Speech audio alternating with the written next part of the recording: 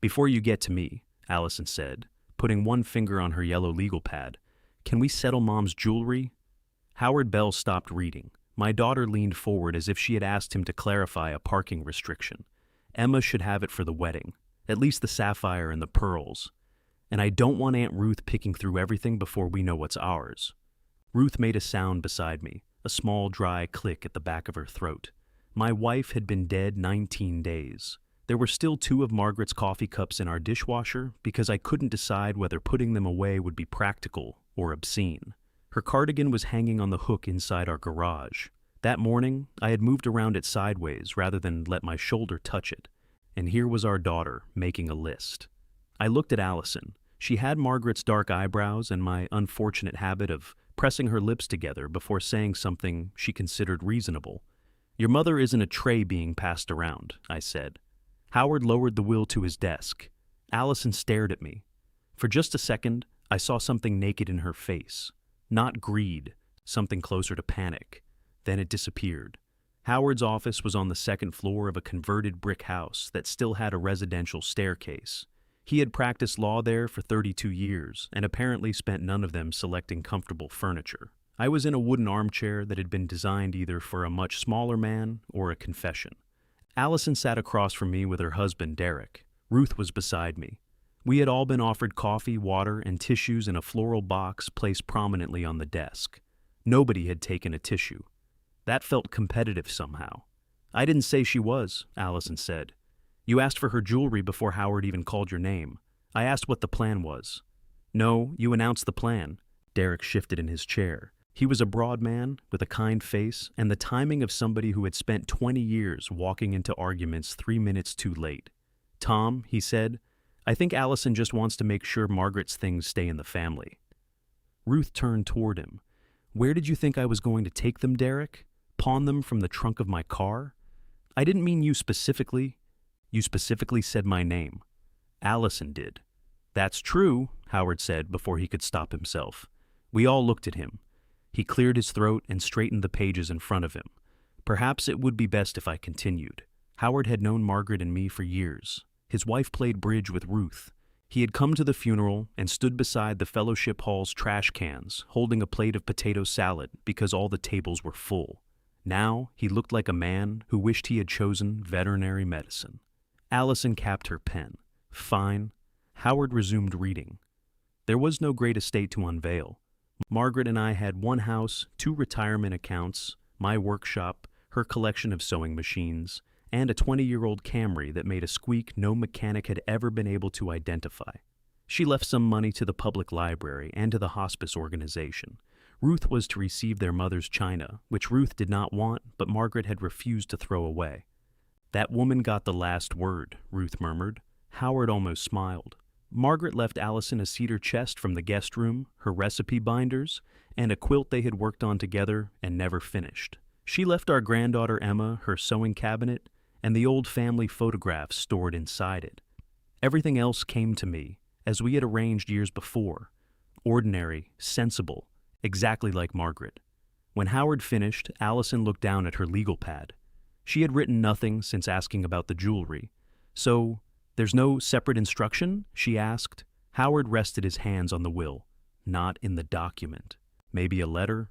Not one provided to me. She looked at me. Did Mom tell you what she wanted? There was enough truth inside that question to make it dangerous. Margaret had said many things about the jewelry over the years, some serious, some not.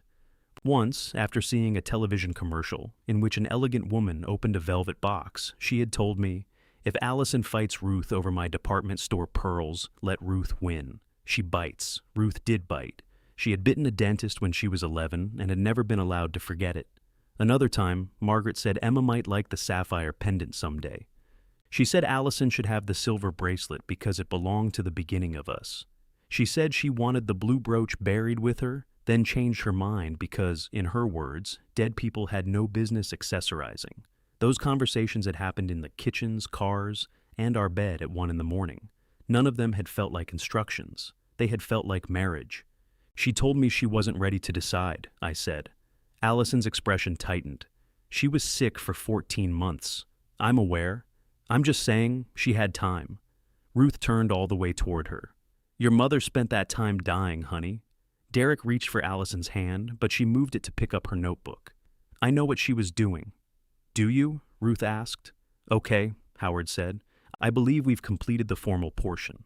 Nobody moved. There is a point in every family argument when someone has to stand up or the argument becomes furniture. I planted my hands on the arms of the chair and pushed. The chair objected with a loud wooden crack. Howard winced. It does that. You should put up a sign. I've considered it. I thanked him, took my copy of the papers, and slid them into the plain manila envelope he provided. Margaret had signed her name on those pages 3 years earlier. I knew because I had sat next to her at the same desk, both of us joking about which one of us would die first. She had said me because I used a table saw. I had said her because she read medical websites. Neither joke felt clever now. Allison followed me into the narrow hallway. Dad. I kept walking until we reached the landing.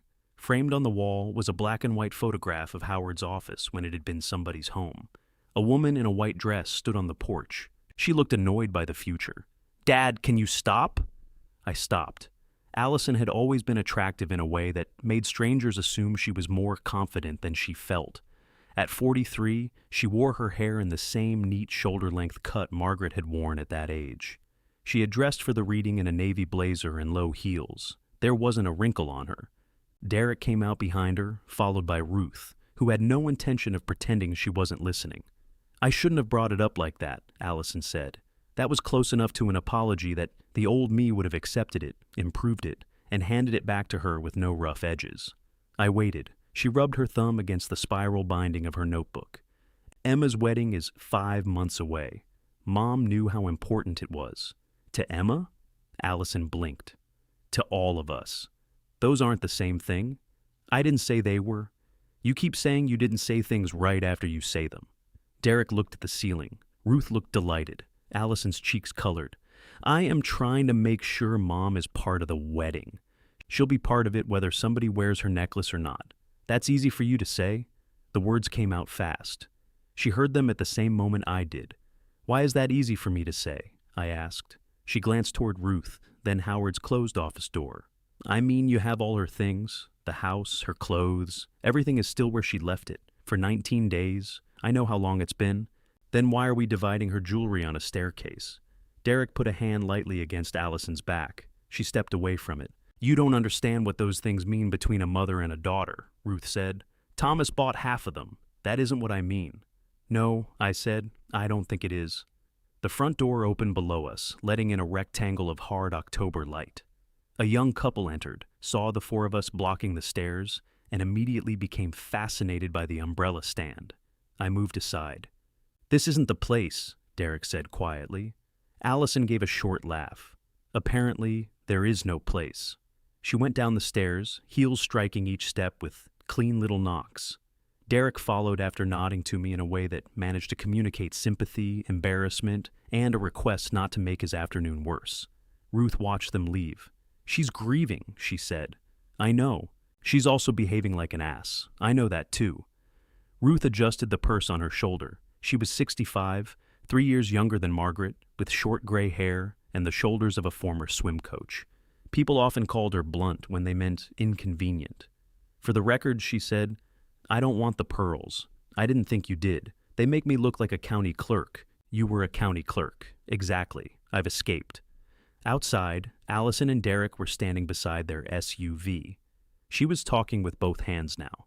Derek listened with his chin lowered, a posture I recognized. He was absorbing the first draft of the story. By dinner, it would have cleaner villains. Ruth touched my arm. You want me to come home with you? No. You sure? No, but I'd still rather go alone. That's honest at least. She kissed my cheek. Margaret's family had always kissed whether the occasion required it or not. Then she walked toward her car, leaving me under the old maple tree with the envelope tucked beneath my arm. Allison saw me, but didn't wave. She climbed into the passenger seat. Derek stood for a moment with one hand on the roof of the SUV. You doing all right, Tom? He called. It was a ridiculous question, but not an unkind one. No, I said. He nodded as if I had given him directions, then got in and drove away. I sat in my truck without starting it. Margaret used to complain that my truck smelled like sawdust, even when I hadn't been in the workshop for days. I told her sawdust was a respectable smell, better than the vanilla sachets she put in every drawer of our house. There was one hanging from my rearview mirror now, a small linen bag with a faded blue ribbon. She had put it there as a joke. I held it in my fist until the smell became unbearable. At home, the garage door groaned open. Margaret's red cardigan hung beside the interior door, one sleeve slightly folded under itself. I reached toward it, then took my hand back and carried the envelope inside. The kitchen looked insultingly normal. Morning light had shifted to afternoon light. A banana had gone brown in the fruit bowl. On the counter sat the casserole dish Allison had brought after the funeral, washed and waiting to be returned. I put the envelope beside it. The jewelry box was upstairs in our bedroom, on the left side of Margaret's dresser. Walnut veneer, 2 shallow drawers, brass handles. Allison had given it to her for their first Mother's Day, after Allison started earning her own money. The corner had a tiny chip from the time Margaret knocked it over while chasing a moth with a magazine. I had not opened it since she died. I made coffee and forgot to put grounds in the machine. Hot water dripped into the pot with great confidence. Margaret would have laughed until she coughed. The answering machine blinked. Most people had stopped calling the house phone years ago, but Emma still did because Margaret always answered it. I pressed the button. "Hi, Grandpa, it's me." Emma paused and I heard traffic behind her. "Mom said you agreed to let us use Grandma's jewelry for the wedding. I just wanted to say thank you. It means a lot that you're okay with the display and everything." I stood very still. She said she'll pick it up when she comes to get the cedar chest. I might come too, if that's okay.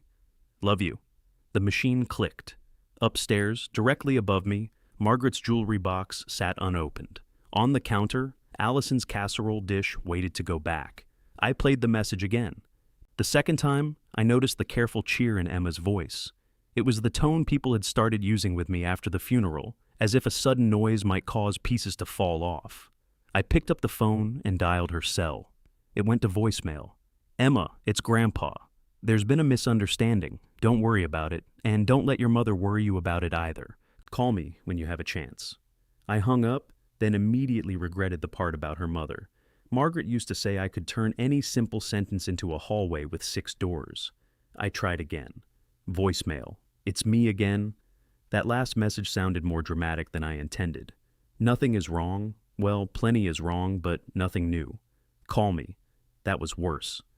I put the phone down before I could leave a third message telling her not to listen to the first 2. The coffee machine had finished producing hot water. I poured it out, added grounds, and started over. While it brewed, I stared at the ceiling. The bedroom was directly above the kitchen. If I had been the kind of person who believed objects held grudges, I would have said the jewelry box was enjoying itself. I carried my coffee upstairs. Our bedroom door was open. I had kept it that way since Margaret died, though I couldn't have explained why. Her slippers were beside the bed, one pointing straight ahead and the other turned toward it. On her dresser sat a bottle of hand lotion, a dish with 3 safety pins, and the walnut jewelry box. It was larger than people remembered, 14 inches wide and nearly a foot tall, with a curved lid and 2 drawers. Allison had bought it at a craft fair when she was 22. She had probably spent more than she could afford. Margaret had run her hand over the wood and told Allison it was too beautiful to use, then filled it before the week was over. I set my coffee beside the lotion. My fingers touched the brass handle on the lid. Then the doorbell rang. I laughed once, though nothing was funny. Of course. By the time I got downstairs, the bell rang again. Allison stood on the porch with Derek behind her. She had changed out of her blazer into jeans and a gray sweatshirt, from a charity walk Margaret had organized 6 years earlier. "I left my reading glasses," she said. "You weren't wearing reading glasses. They were in my purse. Then you didn't leave them." She looked down at her purse, which was hanging from her shoulder. "Fine. I came for the cedar chest." Derek gave me a small wave. I opened the door wider. That was quick. I thought it would be easier if we got it now. Easier for who? Her gaze moved past me toward the stairs. "Can we not do this on the porch?" I let them in. Derek picked up the empty casserole dish from the counter. "Hey, you wash this." It seemed less work than growing something in it. "That was chicken tetrazzini," he said. It could have grown into anything.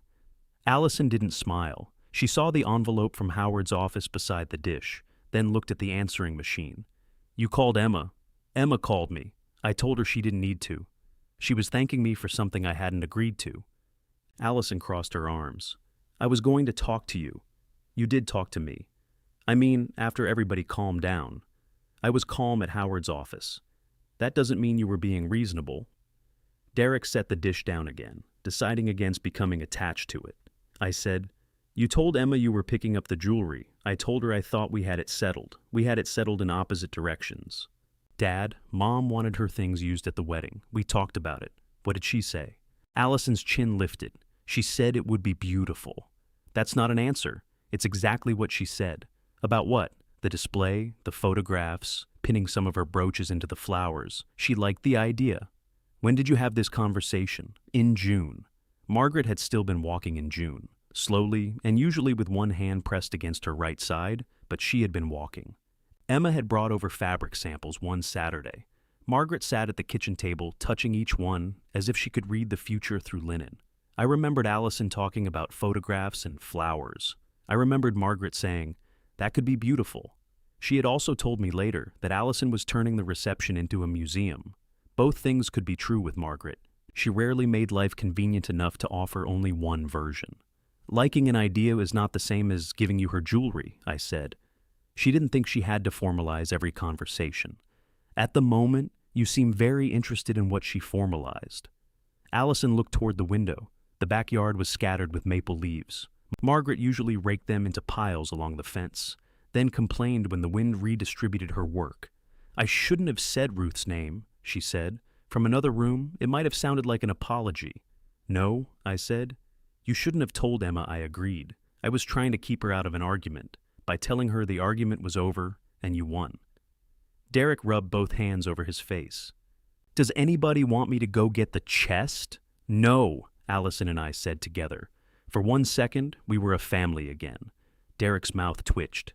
Allison noticed and almost smiled. Then she caught herself. "I don't want to fight with you," she said. "I don't want you making decisions for me. I am not making decisions for you. You decided I was lending the jewelry. You decided when you were picking it up. The wedding is in 5 months. We can't wait until you feel ready for every detail." The sentence landed harder than she intended. I watched her realize it. "My grief is inconvenient for the schedule," I said. "That is not what I meant. I know. You keep not meaning things." Her eyes filled so quickly that I felt ambushed. Allison hated crying in front of people. As a girl, she would hold her breath until anger came and burned the tears off. "I lost her too," she said. There it was. Not the jewelry, not even the wedding. The other things sitting between us, shapeless and mean. The question of who was allowed to have lost Margaret most. I lowered my voice. "I know you did." "Do you?" "Yes. You act like nobody else was there. I haven't said that. You don't have to." Ruth looks at me like I failed some test. "You barely speak to me unless I ask if you've eaten." "Emma won't talk about Grandma because she thinks it'll upset me. Everybody gets to disappear into their own grief, and I'm supposed to arrange food and answer thank you cards and make sure the wedding doesn't become one long empty chair." Derek stepped closer to her. This time, when he touched her back, she let him. I had answers available. Some were even good answers. I could have reminded her that she had assigned herself the thank you cards and refused Ruth's help. I could have said there would be an empty chair whether she decorated around it or not. Instead, I said, "Let's get the cedar chest." She nodded without looking at me. The cedar chest was in the guest room, beneath the window. I had made it for Margaret on our 10th anniversary, back when I still believed cedar chests were romantic rather than heavy. It had a deep paneled lid and brass hinges strong enough to survive a small explosion. Allison stood in the doorway while I moved 2 boxes off it. "What are those?" she asked. "Your mother's knitting. Mom didn't knit. That explains why it's all still yarn." Derek laughed, then turned it into a cough. I opened the chest. The cedar smell rose immediately, sharp and clean. On top lay the unfinished quilt, folded into a square. Margaret and Allison had started it 7 years earlier, using pieces of old dresses, shirts, and kitchen curtains. The center was completed, but 3 edges still showed batting and loose thread. Allison reached down and touched a yellow patch. "That was her lemon dress," she said.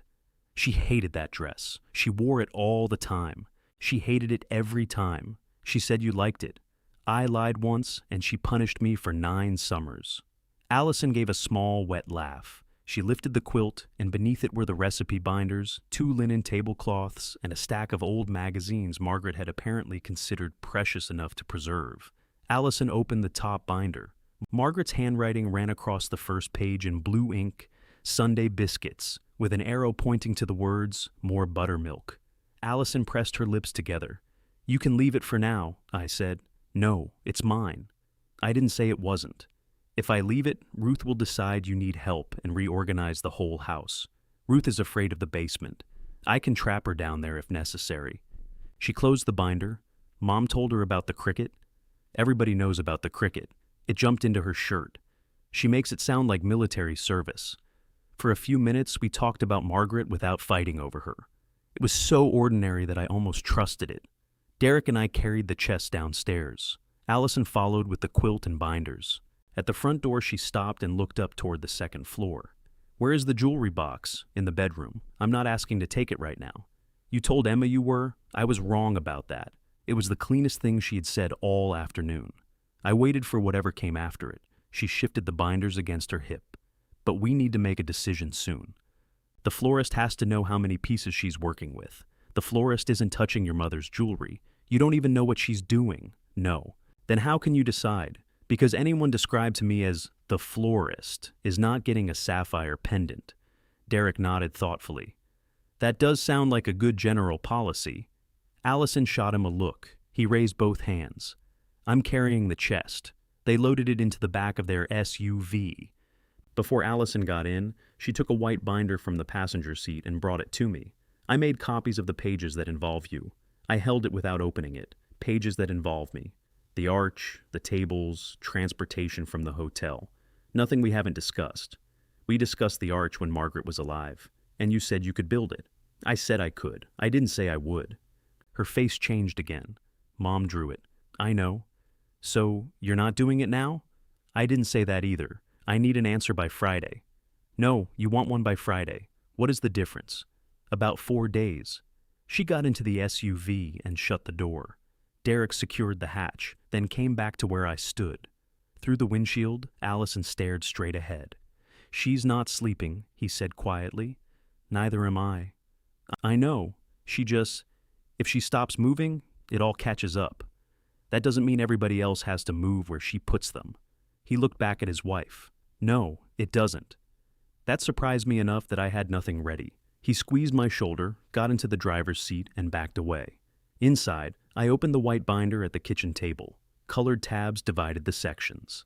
Allison had highlighted my name wherever it appeared. Build walnut ceremony arch. Repair 6 vintage tables. Transport photo display. Escort Margaret Avery memorial display to venue. Underneath that, in Allison's handwriting, was a list of jewelry. Sapphire pendant, pearls, blue enamel brooch, silver bracelet, 3 gold pins. At the bottom, she had written, "Ask Dad about rings." The phone rang. I let it ring twice before answering. "Grandpa," Emma said. "What misunderstanding?" "What did your mother tell you?" I asked. "That you had a hard time at the will reading, but you agreed Grandma would want us to use the jewelry." "I did have a hard time." "Okay." I did not agree about the jewelry. The line went quiet except for a dull rush of traffic. Emma must have been calling through her car. "Are you driving?" I asked. "I'm parked." "Where?" "In front of my apartment." "Then go inside." "Grandpa, I can hear cars. They're not going to come up on the sidewalk and get me. You don't know their ambitions." She sighed, but a car door opened. I heard her keys and then the buzz of the building's front entrance. Margaret had always done the same thing. She could be in the middle of a sentence about our retirement savings and stop to tell you a storm was coming. When Emma's apartment door shut, she said, "There. Safe from traffic. Thank you." "What happened?" I looked at Allison's binder. My name appeared 8 times on the open page. "Your mother asked about the jewelry before Howard finished reading your grandmother's will. I told her I wasn't ready to do anything with it. When I came home, your message was waiting." "Oh." It was a small word, but Emma had at least 6 ways of saying it. This was the one that meant she was rearranging the furniture in her head. "Did you ask your mother for the jewelry?" I said. "No." "Did you ask your grandmother?" "No, not all of it." "What does that mean?" She took a breath. "Grandma and I talked about the blue brooch, the same one on Allison's list. She let me wear it when I interviewed at Halpern," Emma continued. I was so nervous, I put my blouse on inside out, and she didn't tell me until after she'd pinned it on. That sounds like her? She said fixing the blouse would just make me sweat more. Also, sounds like her. I got the job. You were qualified. Grandma said it was the brooch. She had more confidence in accessories than in capitalism. Emma laughed, then went quiet again. I told Mom I might like to wear it at the wedding. That's all. What about the sapphire? I don't even know which one that is. The blue stone Margaret wore on a gold chain. Grandma had about 9 blue things. Your grandmother believed colors were categories, not descriptions. I just want the little pin. If you're okay with it. If you're not, I can wear something else. It was the first time anyone had asked me what I was okay with since the funeral. That should not have mattered as much as it did. You can wear the brooch, I said. Are you sure? Yes. What about the display? I'm less sure about that. I don't need a display. Your mother does. She thinks it will be nice. Do you? Another silence. Emma had inherited my pause. Allison filled rooms. Emma waited for rooms to make space for her. Margaret used to worry that people mistook Emma's gentleness for consent. It sounded nice when Mom first described it, she said. A picture of Grandma, some flowers, maybe one of her scarves. Then it became a whole table. How whole? There are shelves, and little cards explaining the jewelry. I looked down at the binder. I've been assigned transportation. She hired a lighting company. For jewelry? It's just 2 spotlights. Emma, museums have less ambitious funerals. I know. The laugh that escaped her had relief inside it. Then she apologized. You're allowed to laugh, I said. It feels mean. Those are often the funniest ones. She lowered her voice. Mom needs this. Does she? I think so. Do you? I need her not to fall apart 5 months before my wedding. There it was, placed carefully between us. What happens if she falls apart? I asked. I don't know. Then you're planning around something you can't describe. I'm not planning it. She is. You're allowing it. That sounds like criticism. It might be experience. I rubbed my forehead. The words had come out sharper than I wanted. Emma had called for an explanation, and I was handing her an inherited family problem like a casserole nobody wanted. I'm sorry, I said. You don't need me coaching you against your mother. I'm not against her. Neither am I. Are you sure? I looked at the staircase. The jewelry box was still upstairs. Allison's casserole dish was still on the counter, even though Derek had nearly left with it twice. Margaret would have found that funny. She used to say our family could turn the transfer of a baking dish into a diplomatic incident. I'm sure I love her, I said. The rest is unsettled. Emma came over that evening with 2 containers of Thai food and a bag of spring rolls. Margaret had kept menus from every restaurant within 5 miles, even though she ordered the same dish from each one. I opened a kitchen drawer and found 6 menus beneath a roll of aluminum foil. I thought those were all online now, Emma said. They are. Your grandmother didn't trust the internet to remember the lunch specials. We sat at the kitchen table. Emma had changed into a green sweater and jeans, and her blonde hair was piled on top of her head with a pencil through it. She had Margaret's hands, narrow palms and square fingertips, though, unlike Margaret, she kept her nails painted dark red. She noticed the white binder beside my plate. Oh no, she said. You've seen it. There are 3. 3 binders, mine, Mom's, and the vendor copy. What color is mine? You don't get a whole binder. I'm hurt. Yours is a supplemental packet. So I'm an appendix. She smiled into her noodles. I opened to the page with the ceremony arch. Margaret's sketch was clipped behind a printed rendering Allison had commissioned. The sketch was loose and simple. 2 upright posts, a crossbeam, vines along one side. Margaret had drawn it on the back of a hospice medication schedule. Her handwriting at the bottom said, Tom can make this if I flirt with him. Emma touched the corner of the page. She drew that the day we picked the venue. I remember.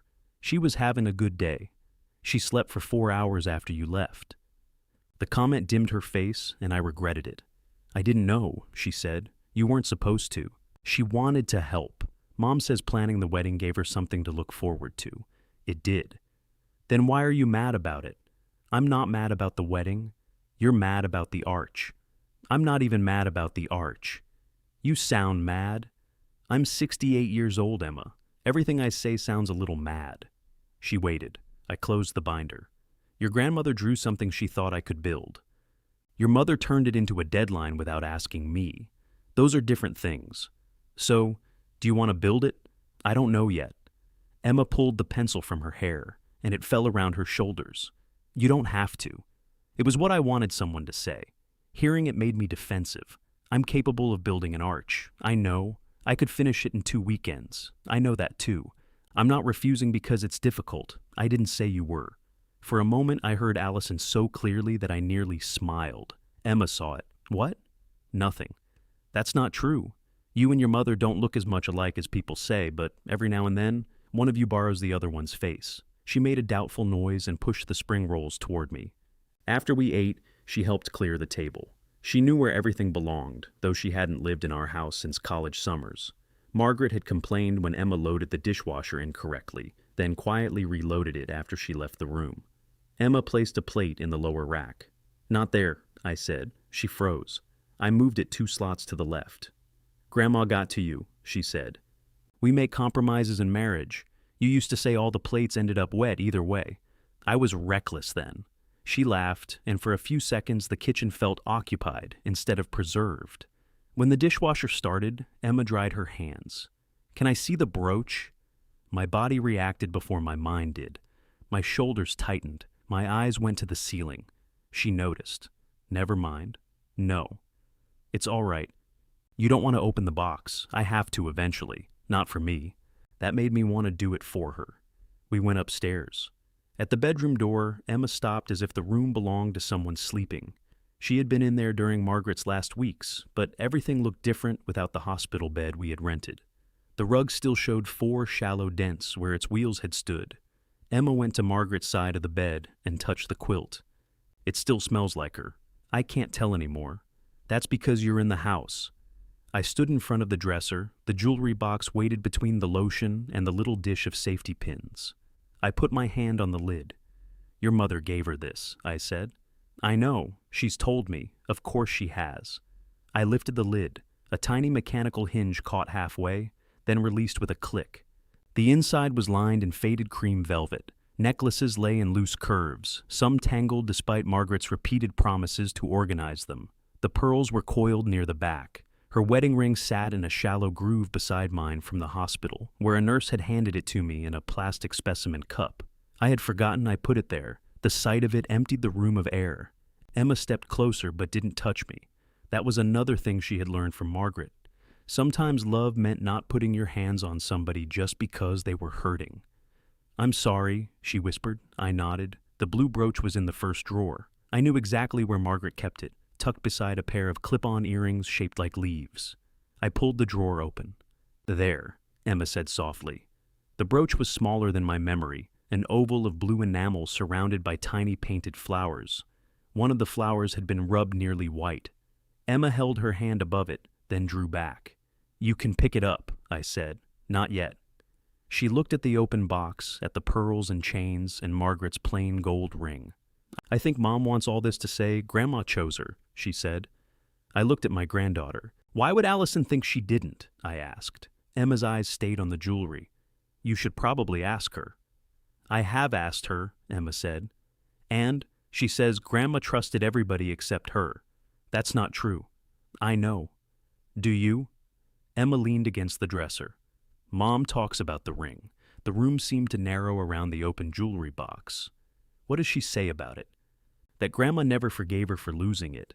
She said after that, Grandma counted everything whenever Mom came home. Margaret did not count her jewelry. I didn't say it made sense. No, your mother did. Emma looked at me carefully.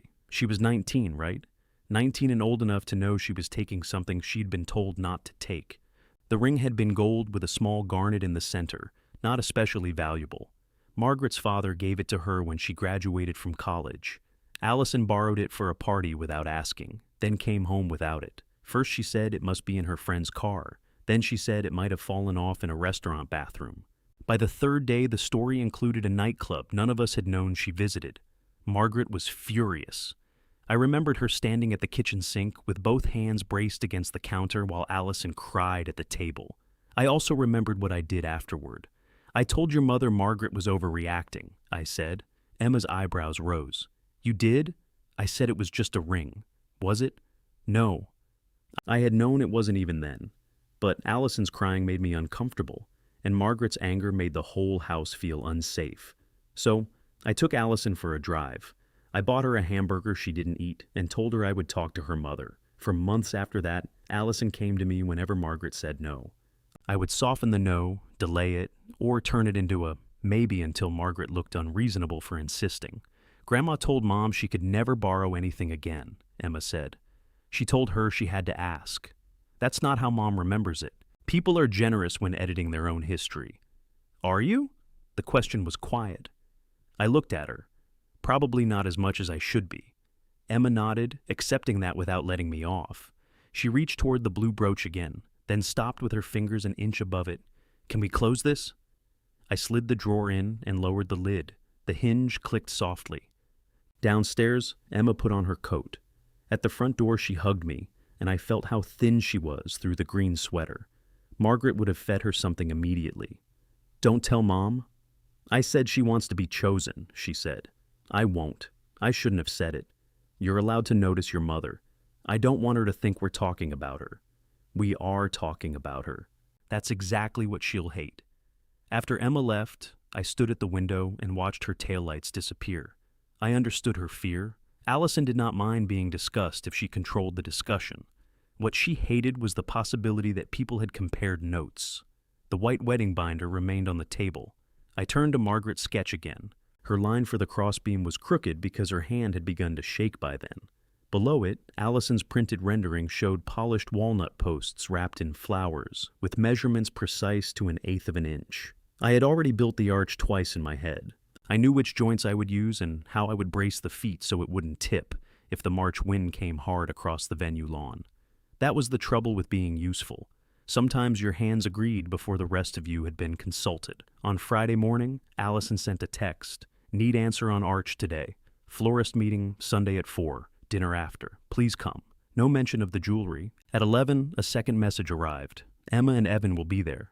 Evan was Emma's fiancé, a patient man who managed a neighborhood hardware store and had once spent an entire Thanksgiving listening to Ruth explain why self-checkout was evidence of social collapse. I liked him for surviving that, without pretending to receive an emergency call.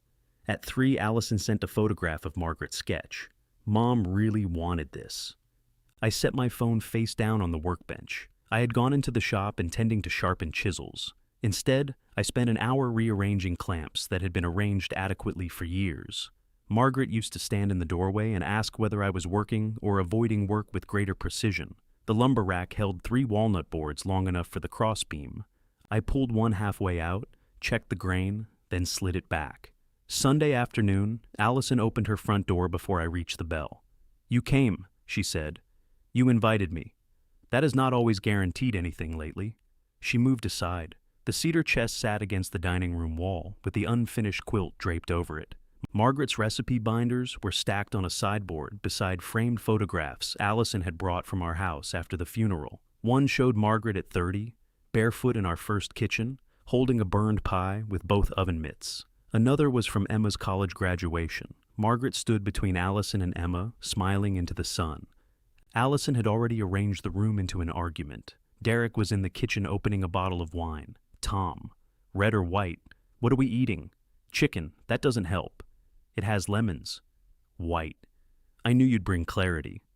Emma and Evan sat at the dining table with the florist, a cheerful woman named Marcy, who wore 3 necklaces and spoke about flowers as if they had labor contracts. Samples covered the table. Cream roses, greenery, ribbon, 2 kinds of blue flower I could not identify. Marcy stood and shook my hand. You must be the craftsman. I must be. Allison showed me the arch design. It's gorgeous. It doesn't exist. Yet, Allison said. Marcy laughed because she believed this was family banter. I sat beside Evan. He leaned toward me. There are 6 shades of white, he whispered. I've spent my life staining wood. There are 40. Don't tell them. Emma stared down at a place card. Allison passed me a glass of wine, then remained standing at the head of the table. I thought we could settle the last few design questions so everybody's comfortable. Everybody? Derek asked. She looked at him. He drank his wine. Marcy spread out a drawing of the memorial table. It showed tiered shelves, framed photographs, candles, and small circular spaces marked jewelry. At the top was a larger photograph of Margaret wearing the sapphire pendant. We'd secure each piece, Marcy said. Nothing would be loose. The necklaces could be mounted in these shadow boxes, and the brooches would be pinned through protective fabric. No, I said. Marcy's smile stayed in place, but some of the electricity behind it went off. No to the fabric, no to the jewelry display. Allison set her glass down. Dad, we agreed to discuss it. We're discussing it. You haven't heard the precautions. I don't need precautions for something that isn't going. Marcy looked at Allison, then became fascinated by a cream rose. Emma said, I told Mom I didn't need the display. Allison turned to her. You said you thought it was a sweet idea. I did at first. What changed? Emma glanced at me. Allison saw it. You went to his house. I visit Grandpa. Of course you do. That's not what I asked. You didn't ask anything, Emma said. You said it like an accusation. Evan put his hand on the table, palm up near Emma's. He did not grab her hand. He only left his there. After a moment, she placed hers on top of it. Allison looked from them to me. What did you say to her? The truth. That I hadn't agreed. You pulled her into this after criticizing me for doing exactly that. She was already in it. It's her wedding. I know whose wedding it is. Marcy began gathering her flower samples with the silent speed of an emergency evacuation. Derek said, Maybe we should take 5 minutes. No, Allison said. I'm tired of conversations stopping the second Dad doesn't like where they're going. I leaned back, then keep going. That seemed to surprise her. She folded her arms. Mom wanted to be part of this wedding. She is. You keep saying that like it solves anything. It solves the question of whether a spotlight needs to shine on her pearls. That isn't fair. Probably not. Emma spoke before Allison could. Mom, I want Grandma's picture there. One picture. I want the blue brooch on my dress. I don't want shelves, and I don't want cards explaining her jewelry to people who never met her. Allison's face went still. Marcy closed her folder. I can absolutely revise the design. Nobody answered her. She looked at Derek. Could you show me where I put my coat? It was hanging over the chair behind her. Derek picked it up anyway and led her toward the front door. When they were gone, Allison sat down. Her anger had drained so quickly that she looked older. I was trying to make it beautiful, she said. Emma's voice softened. I know. Grandma helped choose the photographs. She helped choose a lot of things before we knew she wouldn't be here. Allison pressed the heel of her hand beneath one eye.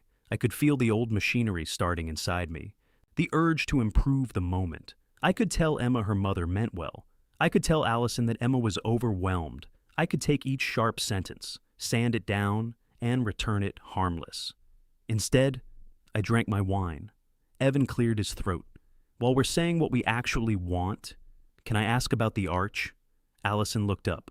He turned to me. Do you want to build it? I don't know. That's fair.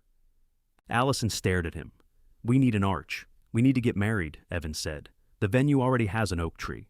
The oak tree is 15 yards from the planned aisle. We could move the chairs. The chair plan is finalized.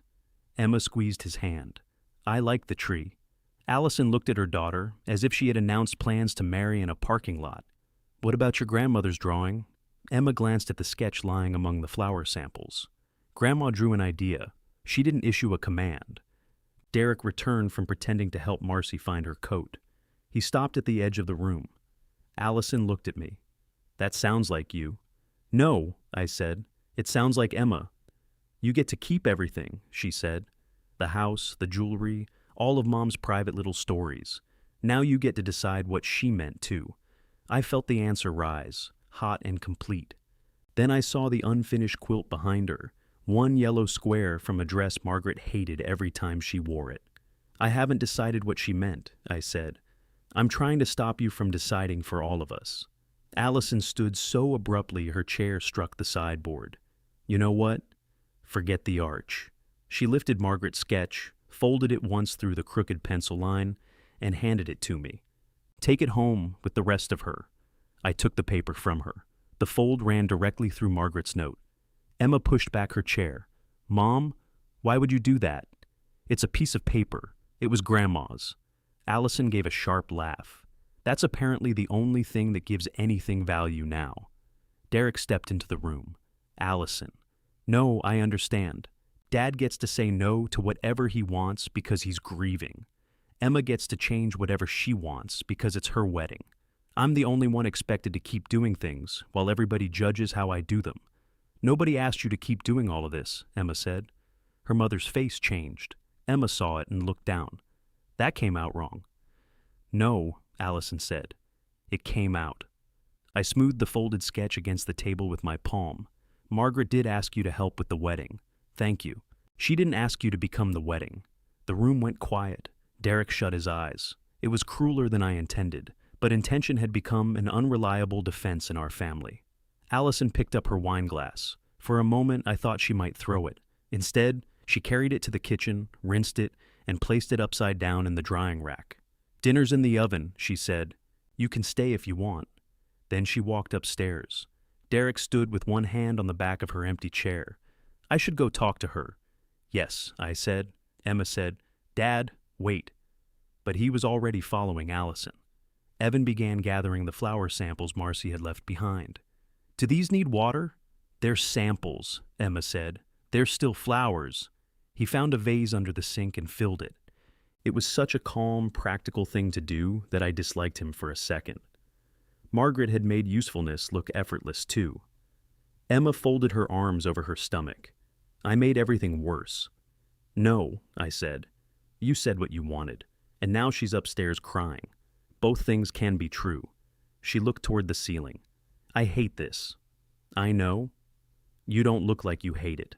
I'm very handsome under pressure. Evan snorted over the vase. Emma did not smile.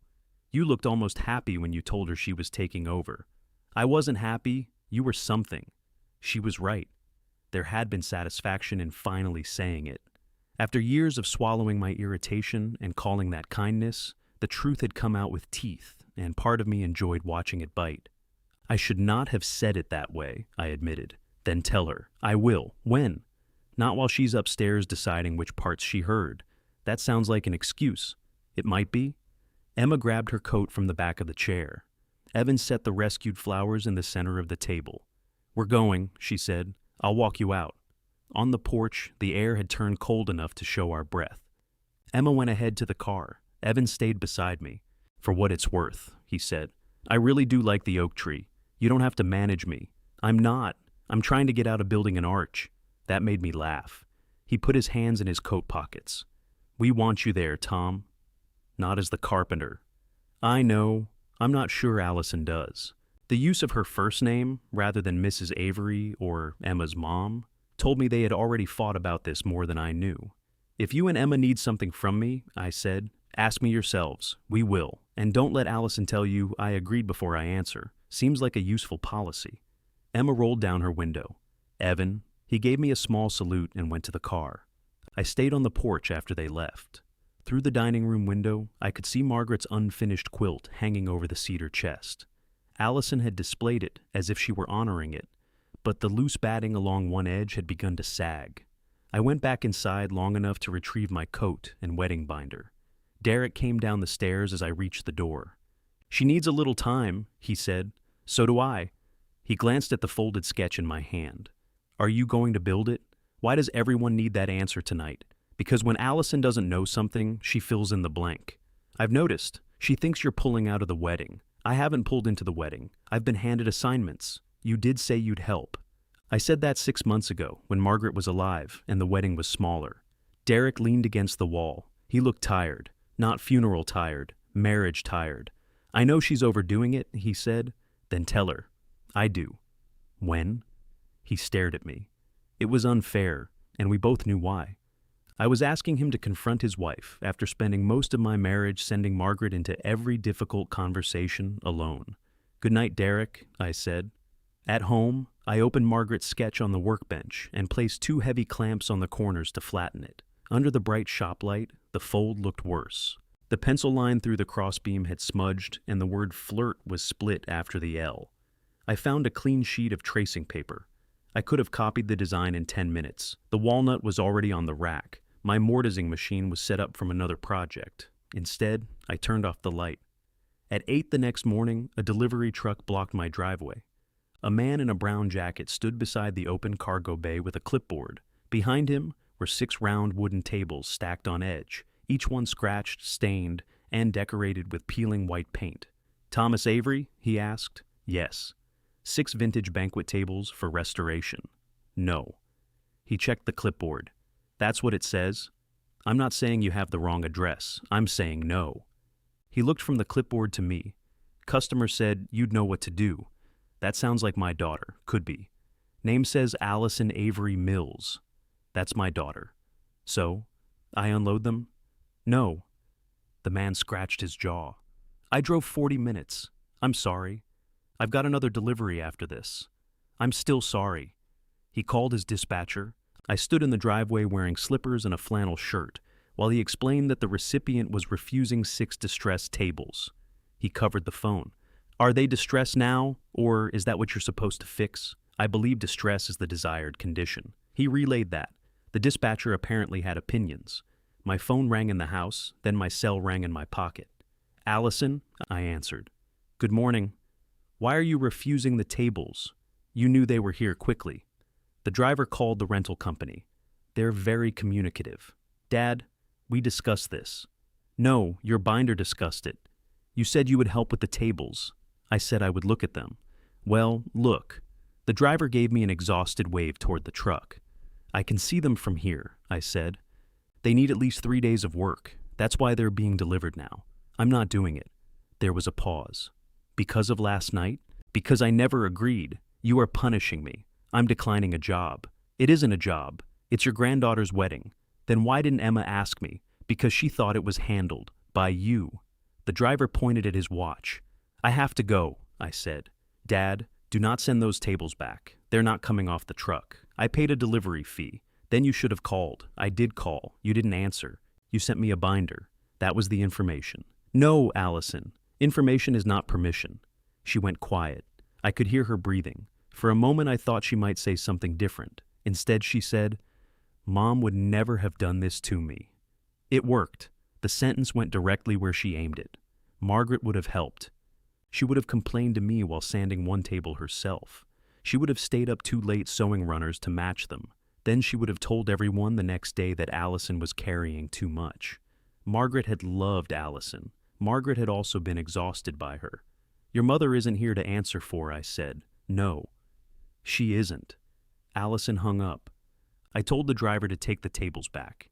He handed me a refusal form and left with the 6 distressed circles still strapped in his truck. Ruth arrived 20 minutes later carrying a paper bag. "I brought muffins," she said. "How did you know there was a crisis?" Allison called me. "Of course she did. She said you sabotaged the wedding. I refused delivery of furniture I never agreed to repair." Ruth looked down the street where the truck had disappeared. How ugly was it? 6 round tables painted to look as if they had survived a flood. "Then you saved the wedding." She followed me into the kitchen and put the bag on the counter. The muffins were blueberry and still warm. "Don't enjoy yourself too much," she said. "I'm not. You've got that little line by your mouth. I always have that line. Not when you're sad, when you're right." I poured coffee for both of us. Ruth sat in Margaret's chair without asking, which irritated me, even though she had sat there 100 times. "Allison behaved terribly at Howard's office," she said. "She shouldn't have told Emma you agreed, and sending furniture was ridiculous. I'm glad we settled that. We haven't." I handed her coffee. Ruth broke a muffin in half. "You're allowed to say no, but you have a habit of waiting until no can hurt somebody."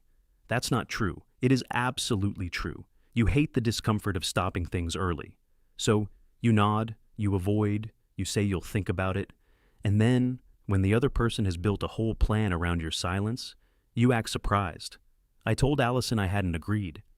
After letting her assume you would do everything because you always do, that is not the same thing. No, it's the difference between guilt and responsibility." I sat across from her. She pulled a warm blueberry from the muffin and ate it. "Margaret used to say you made her collect all the debts from promises you never made. I didn't make her do anything. You just stood back until she did it." The kitchen seemed suddenly too bright. Ruth looked toward the staircase. "Allison learned your no was soft and Margaret's no was mean. You helped teach her that." I thought of the lost ring, Allison crying at 19, Margaret alone at the sink. "So, what am I supposed to do?" I asked. "Repair the tables because I failed to set boundaries 30 years ago?" No. Ruth brushed crumbs from her fingers. You're supposed to stop pretending this is the first time you've said no. Ruth reached for the other half of the muffin. You could leave some for me, I said. You're avoiding the point. I can avoid a point and eat at the same time. She tore the muffin in two again and slid 1/4 across the table.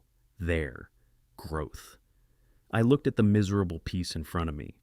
Ruth had always been able to do what Margaret could not.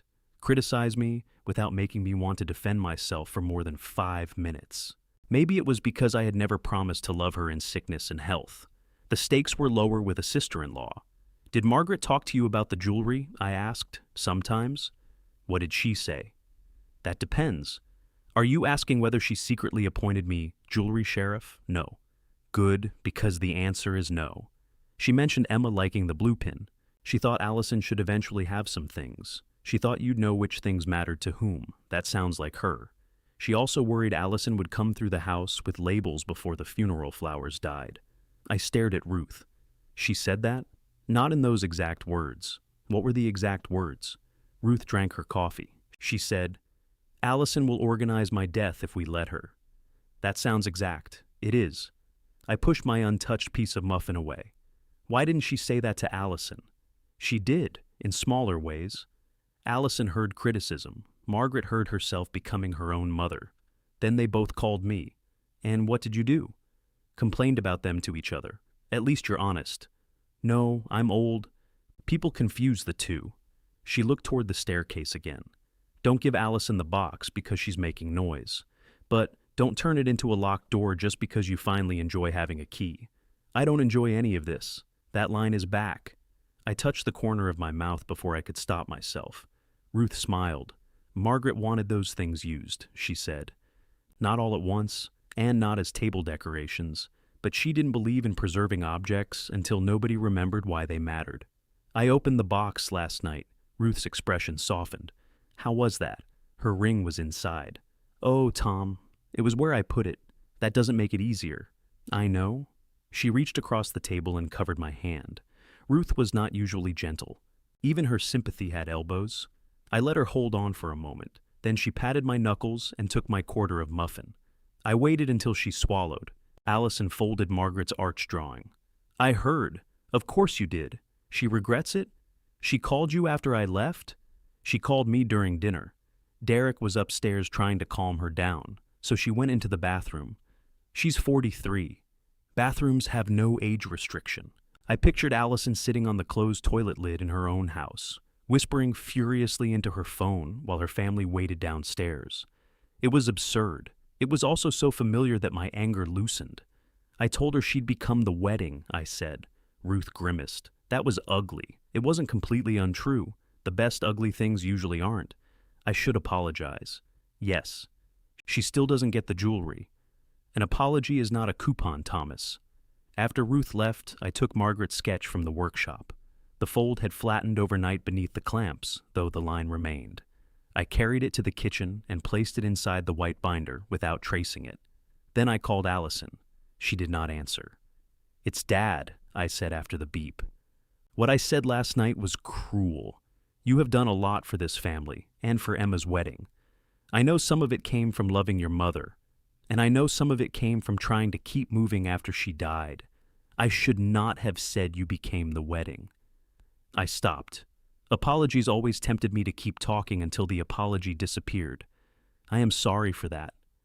I'm not sorry I refused the tables. I won't be repairing them, and I won't transport a jewelry display. Emma can wear the blue brooch if she wants. The rest stays here.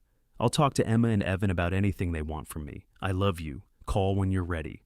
I hung up before I could sand down the boundaries. Her response came by text 12 minutes later.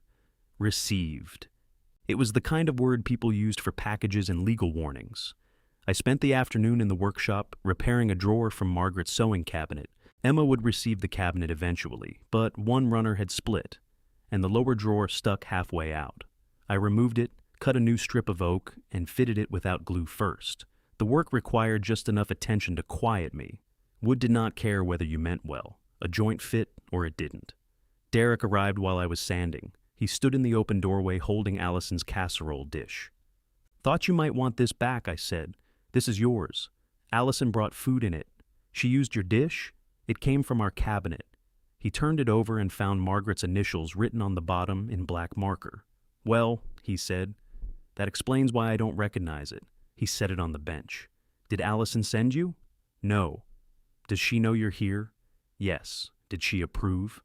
No. I liked him better for that. He walked around the shop, looking at the clamps, saw blades and cans of stain. Derek had spent his career selling commercial insurance and approached tools the way I approached tax forms, with respect from a safe distance. She got your message, he said. I got her response. She listened to it 4 times. That seems excessive. The first time she was mad, the second time she cried, the third time she was checking whether you said you loved her, and the fourth, she was mad again. I set the sandpaper down. Is she going to call? I don't know. Then why are you here? He ran one finger along the sewing cabinet drawer.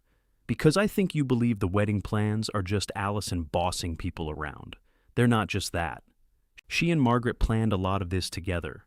I know Margaret would call after the appointments. She'd tell Allison which flowers she liked, what photographs to use. Sometimes she'd stay on the phone for an hour. I leaned against the bench. What are you asking me to do? I'm asking you to understand why Allison thinks changing everything now means losing her mother again. I do understand. Then maybe don't make every answer no. So far, my answers have been no to displaying jewelry, no to repairing tables I didn't order, and maybe to an arch nobody asked whether I could bear to build. Derek nodded slowly. That's fair. You don't sound convinced. I'm married, Tom. Conviction is expensive. I smiled despite myself. He rubbed the edge of the bench. There's something else? Of course there is. She thinks you're angry because she wasn't there enough at the end. I said nothing. She was scared, he continued. Every time Margaret got worse, Allison found another wedding detail to bring over. She knew what she was doing. She just couldn't stop. I was scared too. I know. I stayed. You were her husband. Allison was her daughter. Derek's jaw tightened, not with anger, but with the effort of holding 2 loyalties at once. She thinks Margaret died, disappointed in her. The shop clock clicked above us.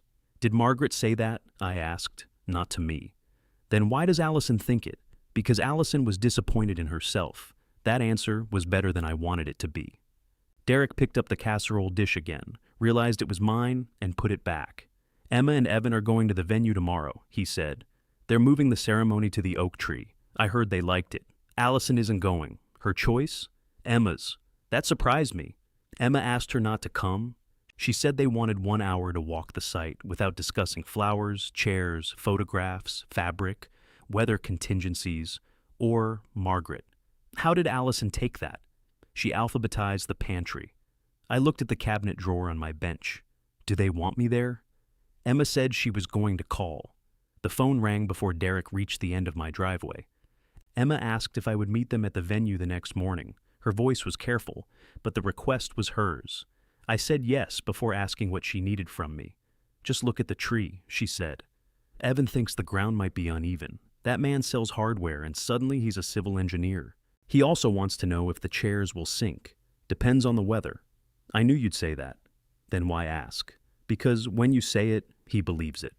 The venue was an old orchard outside town, with a renovated barn at one end and rows of bare apple trees stretching behind it. The oak stood on a low rise beside the barn, wide enough that 3 men could not have reached around its trunk. Emma and Evan were already beneath it when I arrived. No binders, no florist. Evan held 2 paper cups of coffee and handed one to me. We walked the planned aisle. The ground did slope, but not enough to matter if the chairs were angled slightly. Evan listened. Emma stood under the branches and looked toward the empty rows. This feels more like us, she said. Then use it. What about Grandma's arch? Your grandmother would have chosen a good tree over 2 weekends of my labor. Emma smiled. She would have made you build something anyway. Probably. Evan took a sip of coffee. We need a box for the rings. Emma looked at him. We have one. We have a cardboard box from the jeweler. It works. It has a logo. People know rings come from stores. He turned to me. Could you make something small? That request settled differently than the binder. Yes, I said. I could. Emma came over and hooked her arm through mine. For the first time since Margaret died, being useful did not feel like disappearing. When I returned home, the garage door was open. I knew I had closed it. Allison's car was parked across the street rather than in my driveway. Inside the garage, 3 black donation bags sat beside Margaret's cardigan. The door into the house was unlocked. I heard a drawer close upstairs. I stepped into the kitchen and set my keys on the counter. "Allison," I called. Her footsteps stopped above me. After a few seconds, she called down, "It's me. I gathered that." She appeared at the top of the stairs, carrying a black plastic bag against her hip. Her hair was pulled back, and she wore an old pair of Margaret's gardening gloves. One yellow fingertip had split open. "What are you doing?" I asked. "Sorting the clothes for the hospice shop." "Who told you to do that?" "Mom did." "When?" "Before she died." "That covers a lot of calendar." Allison came down 2 steps. The bag bumped against the railing with a solid wooden knock. We both heard it. She stopped. "What's in the bag?" I asked. "Shoes." "Shoes don't sound like that." The bag hit the banister. "With what?" Her grip tightened around the plastic. I walked to the foot of the stairs. "Put it down. Dad, put the bag down, Allison." She descended the rest of the way and set it on the floor. The bottom landed too squarely. A brown wool sweater protruded from the top, folded neatly over something beneath it. I pulled the sweater aside. The walnut jewelry box was wrapped in Margaret's blue bathrobe. For a moment, neither of us spoke. The brass handle on the lid caught the light coming through the front window. One belt sleeve of the robe hung over the side like a loose arm. Allison removed the gardening gloves 1 finger at a time. "I wasn't stealing it," she said. "You put it in a trash bag and parked across the street. It's a donation bag, and I parked there because the truck was blocking your driveway when I got here. There is no truck. There was a landscaping truck at the Petersons. The Petersons live 4 houses down. I wasn't thinking about where I parked. You were thinking hard enough to wrap the box, so it wouldn't get scratched." I looked at her. She folded the gloves together and placed them on the stair. "I was taking it to my house until you were ready to deal with it. I dealt with it. I told you it stays here. You're not thinking clearly. Then why did you believe I wouldn't notice?" Her face reddened. "You don't go upstairs during the day. How would you know? Because you're always in the workshop. You planned around my habits." "No, I came to get Mom's clothes. We talked about donating them months ago. Margaret and I talked about donating them. You and I did not. Do I need written permission to do every normal thing now? You needed permission to enter my house. I have a key. Having a key isn't the same as being invited. You gave me that key, for emergencies. This family is an emergency." She said it with such exhausted certainty that I nearly lost my anger. Nearly. I lifted the jewelry box from the bag. It was heavier than it looked. Margaret kept costume pieces in the lower drawer, along with loose buttons, old watch bands, and several coins from countries neither of us had visited. Allison watched me hold it. "I knew this would happen," she said. "What would happen? You'd turn everything into yours. It is in my house." "That isn't what I mean." "Then say what you mean." "You gave Emma the brooch after telling me no. You let Ruth sit there and act like I was picking over a body. Now Emma doesn't want me at the venue. And you're having private meetings with her and Evan. They invited me to look at the ground. Of course they did. You're easy when people ask correctly. That's generally how asking works. You know what I mean? I did." Allison had spent her life finding the least flattering truth inside a situation and speaking it at full volume. I set the jewelry box on the entry table. She looked past me toward the garage. Margaret's cardigan still hung beside the door. Allison had taken most of the clothes from the bedroom closet, but left that one. "You gave Emma something Mom wouldn't even let me touch," she said. "I agreed to lend Emma 1 brooch for her wedding. She let Emma wear it to an interview. Because Emma asked. I asked. When? For years. No. You hinted. You joked about what would be yours. You held things up in front of the mirror and said she wouldn't need them forever. I was kidding. Margaret didn't always think so." Allison laughed without humor. "There it is. Her version. She isn't here to give it, but you are. Convenient." I felt my voice going flat, which was how it sounded when I was closest to shouting. "You came into my home and put your mother's jewelry in a garbage bag. A donation bag. Do not correct the noun." She flinched. I did not enjoy that. The part of me that had once driven a crying 19-year-old around town woke up and wanted to fix her face. I kept both hands on the jewelry box. Allison sat on the bottom stair.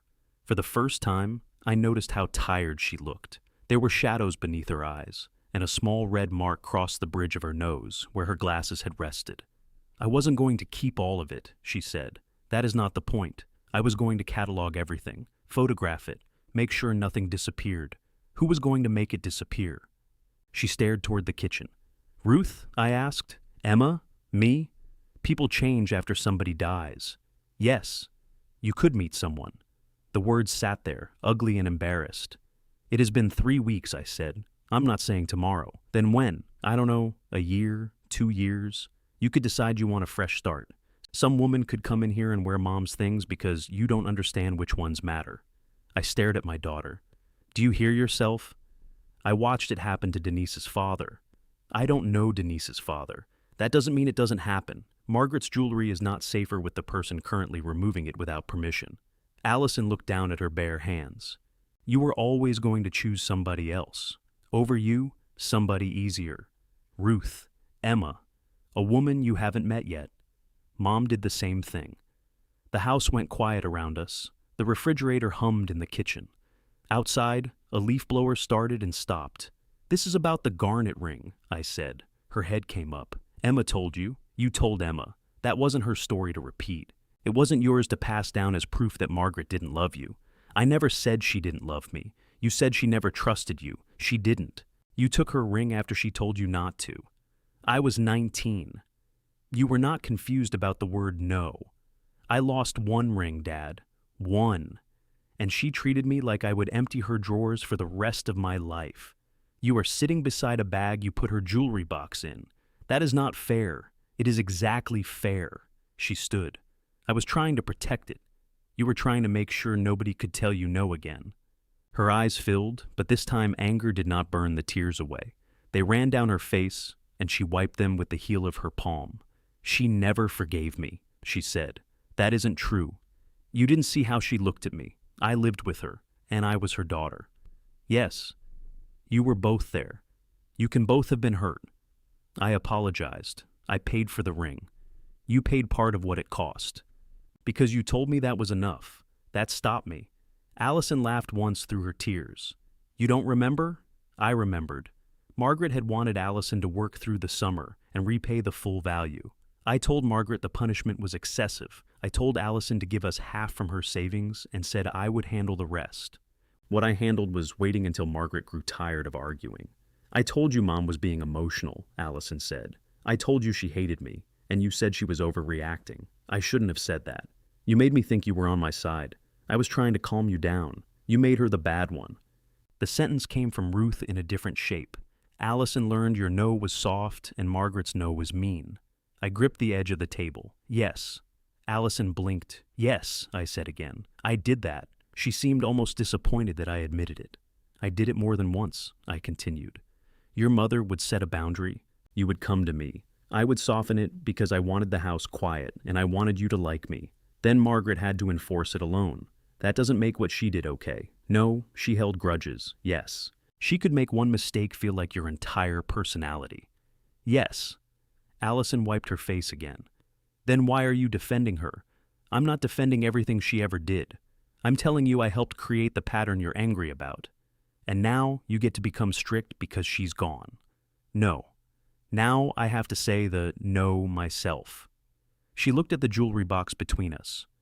You think taking that proves she was right about me? I think taking it was wrong. That isn't an answer. It's the only one I have today. She turned toward the garage, then stopped beside the donation bags. Mom asked me to help with her clothes. I believe you. I couldn't do it while she was alive. I understand. She had me set aside the blue sweater for Ruth and the green coat for Emma. There's a scarf in the bedroom for you to keep because she said you always complained when she wore it. What scarf? The orange one with the circles. I hated that scarf. She knew. For a moment, Allison smiled through the damage on her face. Then she looked at the cardigan hanging by the door. I left that, she said. I know you touch it. I felt exposed in a way that anger could not cover. I don't, I said. You move around it. She had noticed more than I thought. I looked at the 3 donation bags. The clothes inside were folded, not shoved. She had labeled each one with masking tape. Hospice shop, Ruth, Emma. Only the 4th bag, the one at our feet, had no label. You can take the clothes you already sorted, I said. Not the jewelry, I know, and I want the key. Her face hardened again. Seriously? Yes. You think I'm going to come back and rob you? I think you used an emergency key to enter without telling me. This is still my family home. It is my home. The difference hurt both of us. She took the key ring from her purse. There were 7 keys on it, all with plastic covers in different colors.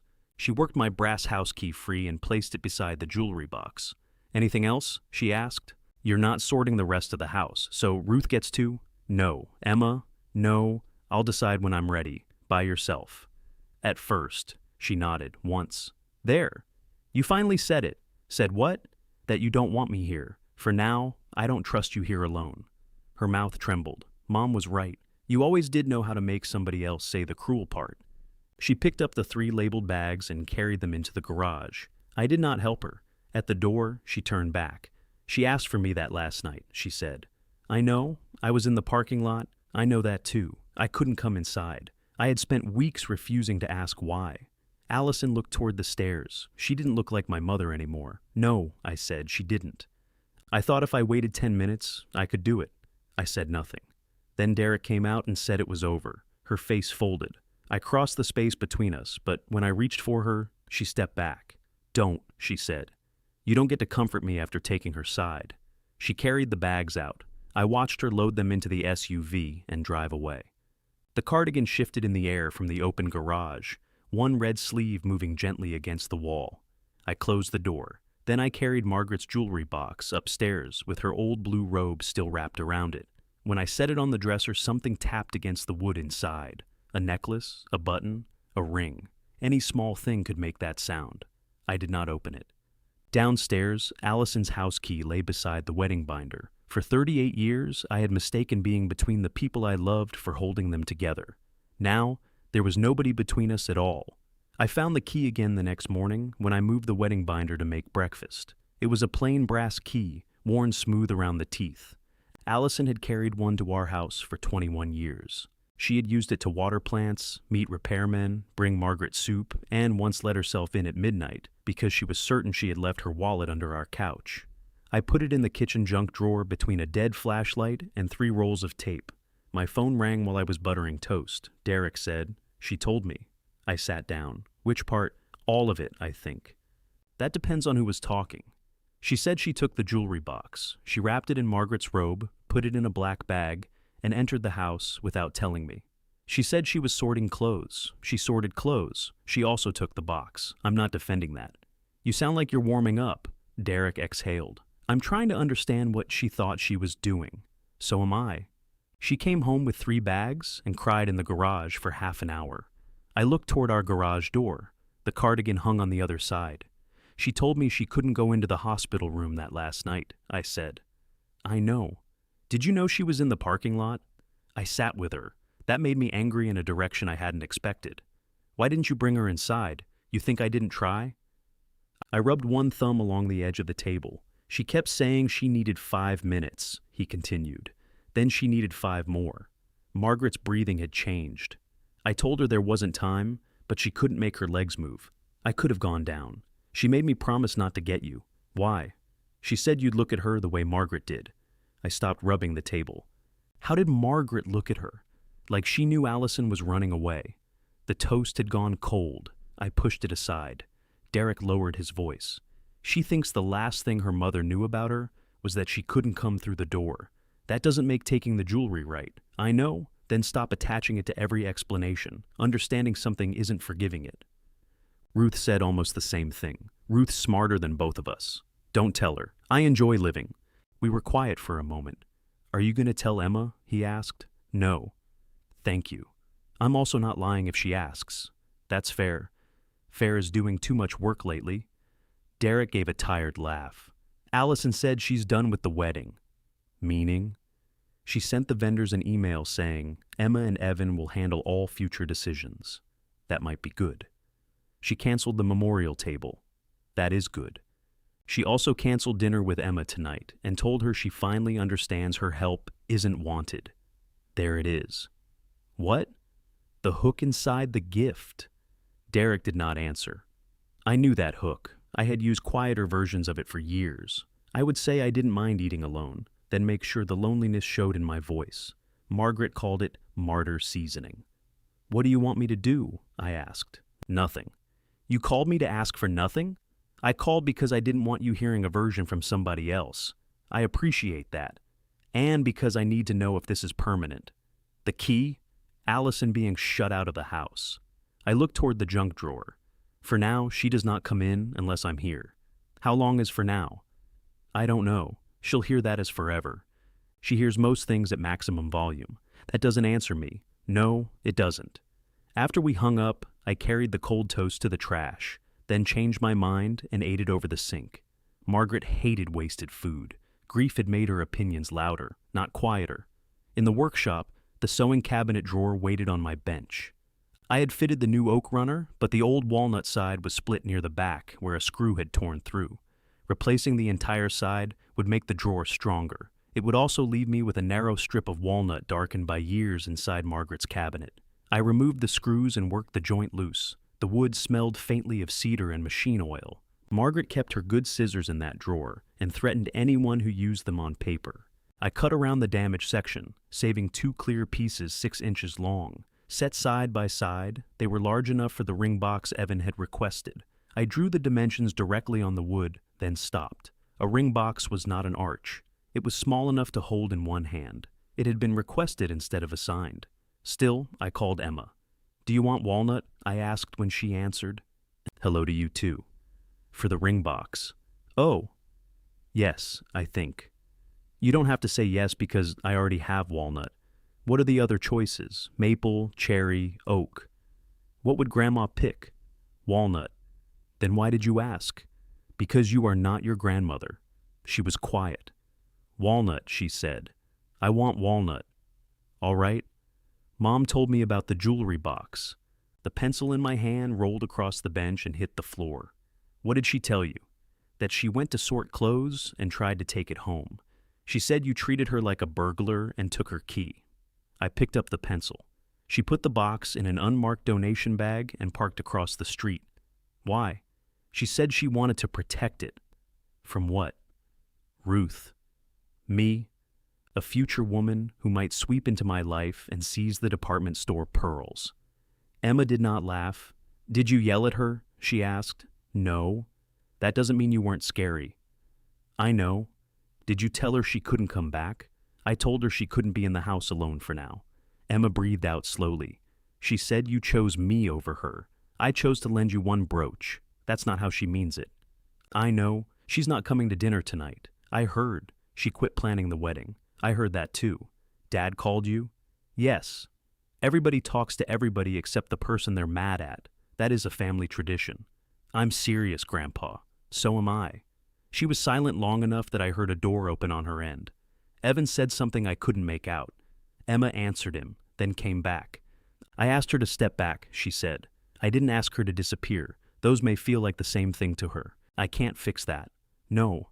I thought you'd tell me to call her. I think you should call her when you want to talk to her, not when you want to stop her from being upset." "That sounds harsh. It's advice I wish somebody had given me. What if she stays mad?" "She might." "What if the wedding comes and she's still like this?" "Then the wedding comes. I don't want that." "I know." Her voice cracked. "Grandma would know what to do." "No, she would do something." "That isn't always the same." Emma cried quietly. I held the phone and listened. The old urge came, call Allison, get them both on the line, translate each one to the other until nobody had to speak plainly. I looked at the 2 pieces of walnut on my bench. "Do you want me to come over?" I asked. "No, Evan's here." "Good. Can I come see you tomorrow?" "Yes, I want to hear exactly what happened." "All right, and I want to see the box again." That made my chest tighten. "We can see it," I said. Emma arrived the next afternoon carrying coffee from the place Margaret liked. She set 1 cup in front of me, took off her coat, and sat at the kitchen table. I told her what happened without adding conclusions. I told her where Allison parked, why she said she entered, what was in the 3 labeled bags, how the jewelry box was wrapped, what we said about the ring, and that I asked for the key. Emma did not interrupt until I finished. Was Mom going to give it back? She said she would. Do you believe her? I believe she intended to. I don't believe she had the right to take it. Emma turned her coffee cup between both palms. She thinks Grandma loved me more. Did she tell you that? Not exactly. What did she say exactly? That Grandma trusted me with things she never trusted Mom with. She said I was lucky I never gave Grandma a reason to see the real me. That was cruel. She apologized. Good. Then she said, maybe I'd understand when my own daughter replaced me. I stared at her. I told her she couldn't plan the wedding anymore, Emma said, not just step back. I told her I needed her to come as my mother, not as the director. How did she respond? She asked whether that was my idea or yours. What did you say? I said it was mine. Was it? Yes. She held my eyes. Emma's gentleness was still there, but it no longer looked like surrender. I also told her if she doesn't come, that's her decision, she said. I wanted to warn her about sentences that could not be pulled back. Then I thought of Ruth telling me I waited until no could hurt somebody. That must have been difficult, I said. It was awful. Those can be the same thing. Emma nodded. Can we go upstairs? We stood in front of Margaret's dresser again. I opened the jewelry box, and the wedding ring waited in its groove. This time, I was able to breathe around it. I pulled out the first drawer. Emma lifted the blue brooch with both hands. The pin trembled slightly between her fingers. Grandma put this on me backward the first time, she said. She did most things backward first. It made success more dramatic. Emma smiled, then she turned the brooch over and traced the worn clasp. I don't want to take it today. I know. I want you to bring it to the wedding. All right. She set it back in the drawer exactly where it had been. As I closed the box, she noticed Margaret's orange scarf lying across the chair. Allison had left it for me. She said you hated that, Emma said. I did. Then why did Grandma want you to keep it? I picked up the scarf. Orange circles ran across it in uneven rows, loud and impossible to coordinate with anything. Because she knew I always watched for it when we were separated in a crowd. Emma touched one of the circles. Downstairs, my phone rang. Allison's name appeared on the screen. Emma looked at me. I answered. Hi, I said. Allison took a breath. Can I come over if you're there? Emma's here, I said. I know. Her car is outside. Allison sounded as though she had already considered leaving. You can still come in. Do you want me to? There were several possible answers. Most of them depended on whether I wanted to punish her. Yes, I said, if you knock. She was quiet for a moment. I can do that. Emma had heard enough to understand. She put Margaret's orange scarf back over the chair. Do you want me to go? She asked. Do you? No. Then stay. What if Mom came to talk to you alone? She knows your car. Emma looked toward the window. Allison's SUV was already pulling into the driveway. This time, she parked in the center. We went downstairs. Emma sat at the kitchen table, and I put water in the coffee machine. I added grounds on the first attempt, which felt like evidence of recovery. The doorbell rang once. I opened the door. Allison stood on the porch in a long black coat. She looked at me, then at the door, waiting. Come in, I said. She stepped over the threshold but did not remove her coat. Her eyes went directly to Emma. Hi, she said. Hi, Mom. Allison noticed the coffee cups. I didn't mean to interrupt. You're not, I said. She looked around the kitchen as if the room had been rearranged. The white wedding binder sat on the side counter. Her house key was no longer visible. I came to say something, she said. Emma began to stand. I can go into the living room. No? You should hear it too. Allison gripped the strap of her purse with both hands. I had seen her give presentations to rooms full of people without notes. She could explain budgets, schedules, and seating capacities while a projector failed behind her. Now she seemed unable to locate the beginning of one sentence. I shouldn't have taken the jewelry box, she said. Nobody moved. I knew Dad had said no. I told myself I was moving it somewhere safe, and I told myself I was going to photograph everything and bring it back. But I knew I didn't have permission. She looked at me. I also knew you'd be gone because Emma posted a picture from the venue. Emma winced. I didn't know she was going over there. I know. That isn't your fault. Allison took a breath. Parking across the street wasn't intentional, but wrapping it and putting it in the bag was. I didn't want anyone to see it if they came in. Thank you for telling the truth, I said. I'm sorry. It was not almost an apology. It was one. I accept your apology. Her eyes flicked toward the junk drawer, as if she knew exactly where I had put the key. I'm not asking for it back, she said. I know. No, you don't.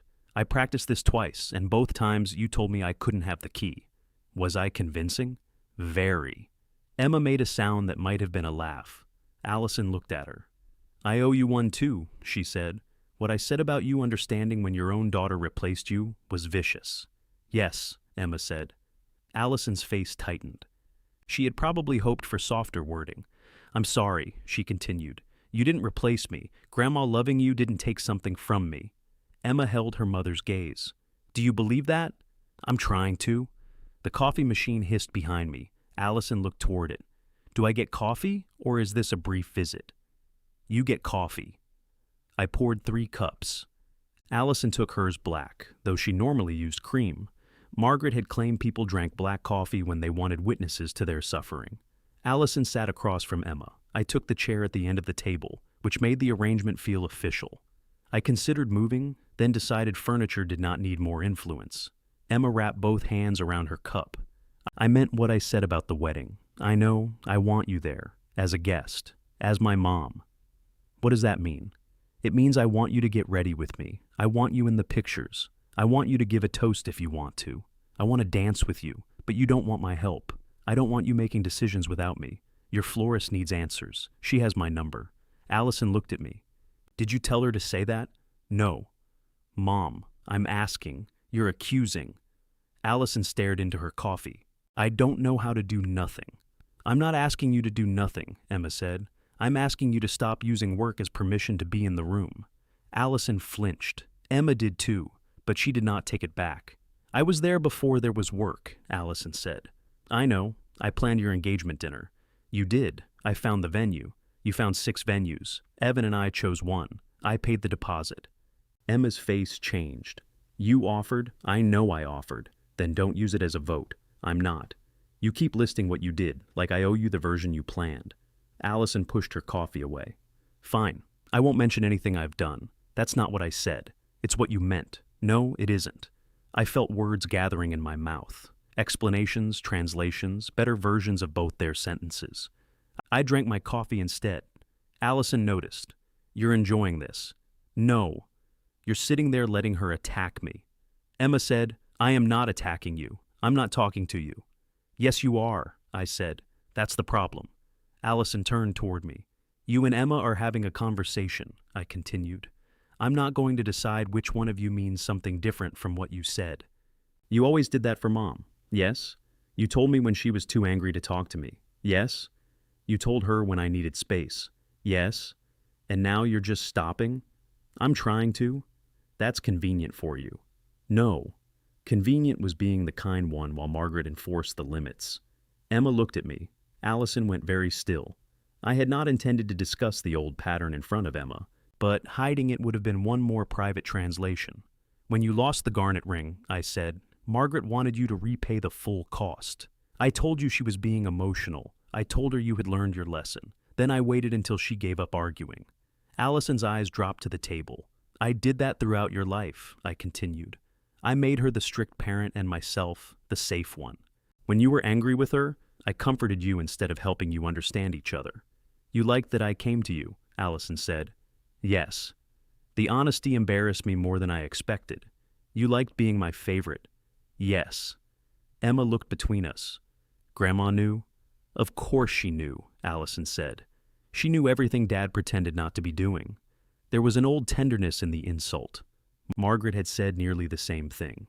I'm sorry, I told Allison. She nodded, but did not relieve me by saying it was all right. Mom wasn't easy, she said. No, she made me feel like every mistake revealed my character. I know. You agreed with me when she was alive. Sometimes because it was true, sometimes because agreeing was easier than asking you to change. Allison's eyes filled again. She blinked until they cleared. At Howard's office, I said, You asked for the jewelry before your name was called. I think part of you needed her to choose you before anybody could say otherwise. Emma lowered her gaze. Allison did not. She left me a half-finished quilt and recipes I already have, she said. She left you the cedar chest I made for her. That's from you. She used it for 28 years. She left Emma the sewing cabinet and all the photographs. And you heard that as ranking, because she knew I'd hear it that way, or because she believed you would understand the quilt. Allison laughed softly. The quilt we never finished. You stopped working on it. So did she. Maybe that's why it belongs to you." She looked toward the living room, where a corner of the white wedding binder was visible on the counter. "I don't want to talk about the will anymore," she said. "All right, I came to apologize." "You did?" She stood and put on her purse. Emma remained seated. "Do you want to see the brooch?" Allison looked at her. "Grandpa opened the box," Emma said. "I didn't take it. I'm not taking it until the wedding." Allison's gaze moved to me. "Can I see it?" Every muscle in my back tightened. She saw my hesitation. "Not take it," she said. "Just see it." I thought of Ruth warning me not to enjoy the key. I thought of the black bag and Margaret's robe wrapped around the box. "Not today," I said. The disappointment on Allison's face was immediate. Then she nodded. "Okay." That one word changed the room more than the apology. She walked to the front door. Emma followed. "Mom." Allison turned. "I still want you at the dress fitting next month. You already have a dress. It needs alterations. You hate alterations. I hate standing on the little platform. You lock your knees. I know." Allison almost smiled. "What time? I'll text you." "All right." They hugged awkwardly, shoulders touching before the rest of them committed. It lasted only a second. After Allison drove away, Emma came back into the kitchen. "Was that good?" she asked. "It was real. That isn't an answer. It's the one I have." She picked up Allison's untouched coffee and poured it into the sink. In the workshop, I showed her the 2 walnut pieces cut from Margaret's sewing cabinet drawer. One still had a small, dark stain where a bottle of machine oil must have leaked years earlier. "I can put that side on the bottom," I said. "No." "You want the stain visible?" "It was Grandma's." "Of course it has a stain. That is not how fine woodworking works. It is how families work." I looked at her. "You can stop borrowing faces now," she said. I laughed. We settled on a simple hinge box with 2 ring slots and no engraving. Emma did not want the wedding date on it because, as she pointed out, the date was not hard to remember if the marriage went well. Before she left, she stood in the garage and touched Margaret's red cardigan. "Mom left this one," she said. "She knew I wasn't ready." Emma nodded. "She notices things." "Yes. So do you." Less efficiently. That evening, I began cutting the walnut. The saw removed the damaged edge first, leaving a clean line where the old wood could join the new. My phone vibrated on the bench. It was a message from Allison. "Thank you for letting me come in."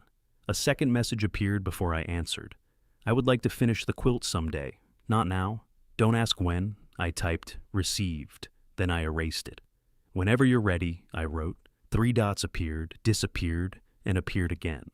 She sent no answer. I returned to the ring box. When I fitted the first 2 corners together, they did not close cleanly. There was a gap no amount of pressure could hide. I separated them and began again. The second joint fit. Not perfectly, but honestly. A hairline showed at one corner if I held the wood beneath the strongest shop light. Margaret would have called that proof it was handmade. I would have called it a reason to start over. I kept it. Over the next several weeks, the ring box took shape while the wedding became smaller. The rental company kept its distressed tables. Marcy revised the flowers without shelves, spotlights, shadow boxes, or historical annotations. Emma and Evan moved the ceremony to the oak tree. The walnut arch remained 3 boards on my lumber rack. Allison did not call me, but she sent occasional messages. Emma's fitting is December 14th. The florist revised the invoice. "Do you have Mom's silver cake knife?" I answered each question and asked none of my own. It was a careful, unsatisfying piece. The cake knife was in the dining room cabinet. Allison came to pick it up on a rainy Tuesday and rang the bell. I saw her use both hands to hold the box I placed it in, as if she wanted me to notice she was taking only what we discussed. I noticed. Neither of us mentioned it. By the time Ruth's china left my house, winter had settled over the yard. She arrived with Derek and 6 empty crates, then spent 2 hours complaining about receiving exactly what Margaret had told her for years she would receive. "I don't host 12 people," Ruth said, wrapping a dinner plate in newspaper. "You own a dining table. It seats 4. You own a folding table. I'm not serving Christmas dinner on folding furniture like a church basement." Derek lifted one of the crates. "I can take it to a consignment shop." Ruth clutched the plate to her chest. "This was my mother's." Derek looked at me. "Don't enter," I told him. "There is no correct position." Allison had stayed home. Derek said she was helping Emma address invitations, which sounded dangerously close to wedding planning. She asked first, he added. I didn't say anything. You made a face. My face is 68 years old. It does things without permission. He laughed and carried the crate to his car. Margaret's birthday came with a light snow that melted on the roads and stayed white along the fence. She would have been 67. I had not planned to gather anyone, but Emma called and said she did not want the day to pass quietly.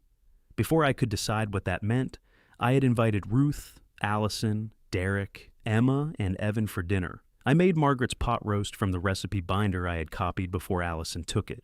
Her instructions included phrases like, enough salt and cook until ready. I had watched her make that roast for 30 years and apparently learned nothing measurable. Ruth arrived first carrying a cake. Chocolate? I asked. Coconut. She hated coconut cake. She claimed she hated mine because mine was better. That is not how hatred works. It was with Margaret. Emma and Evan brought wine. Derek brought a salad in a bowl that belonged to him. We checked the bottom. Allison came last. I heard the doorbell and found her on the porch with the unfinished quilt folded across her arms. I thought it should be here tonight, she said. I stepped aside. Come in. She draped the quilt over the back of Margaret's chair. The unfinished edge hung down, showing the batting and loose blue threads. Nobody commented on it, which gave it more presence than if we had lit it with 2 spotlights. Dinner was awkward for the first 10 minutes. Ruth criticized the roast for being too tender, which she insisted was possible. Evan asked about wine pairings, and Derek said all wine paired with being trapped by weather. Emma laughed too loudly. Allison barely spoke. Then Ruth told a story about Margaret getting them both thrown out of a department store when they were in their 20s. We were not thrown out, Ruth said. We were invited to leave. What did she do? Emma asked. Your grandmother changed the clothes on 3 mannequins? Why? The outfits were ugly. Allison looked up. She told me you did that. She lied. She said you dared her. I expressed concern. Margaret acted. That sounds more accurate, I said.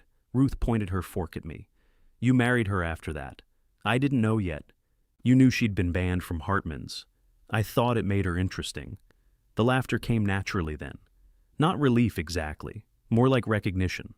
Margaret had been difficult, funny, vain about her ankles, impatient with instructions, and incapable of passing a badly dressed mannequin without judgment. For the length of dinner, nobody reduced her to a will or a hospital room. Afterward, we carried the dishes into the kitchen. Allison opened the dishwasher, then stopped. Can I? She asked. It took me a second to understand. Yes. She began loading plates. I moved 1-2 slots to the left. Emma groaned. He's become Grandma. He always did it wrong on purpose so she'd take over, Allison said. I did not. You put bowls on the bottom rack. They came out clean. Nothing came out clean. Mom re-ran it after you went to bed. I looked at Ruth. She told everyone, Ruth said. Allison smiled at me. It was not a forgiving smile, but it had room in it. When the kitchen was clean, Emma touched the collar of her sweater.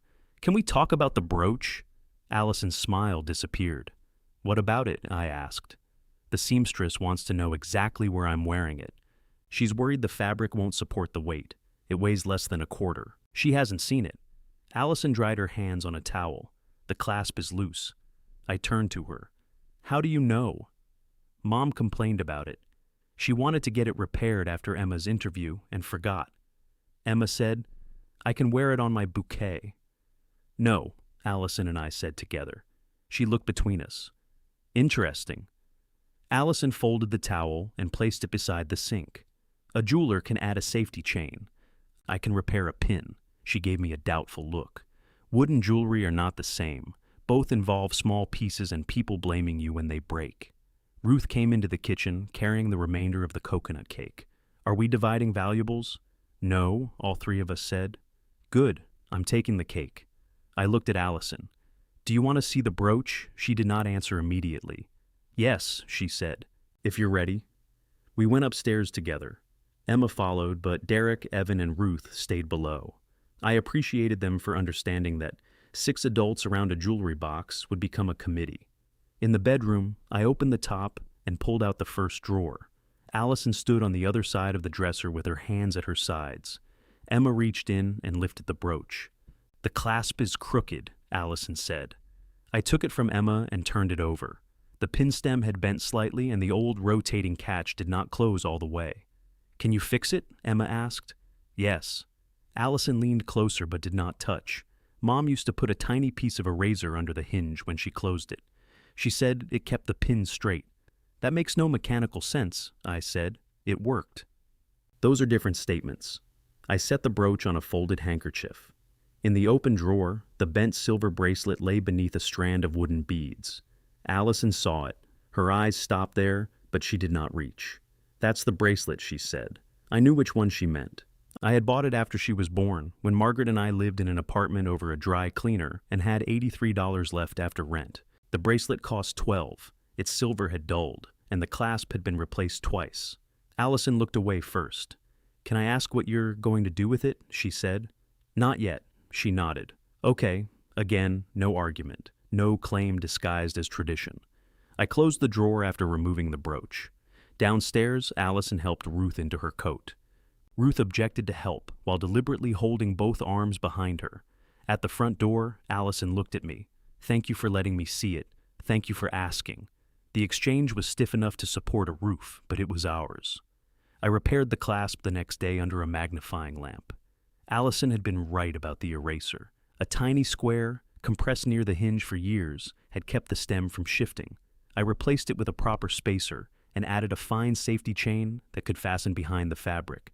I sent her a photograph. "Fixed." Her answer came a minute later. "Looks good. Mom would say the eraser was cheaper." "She would," I wrote. The ring box took longer.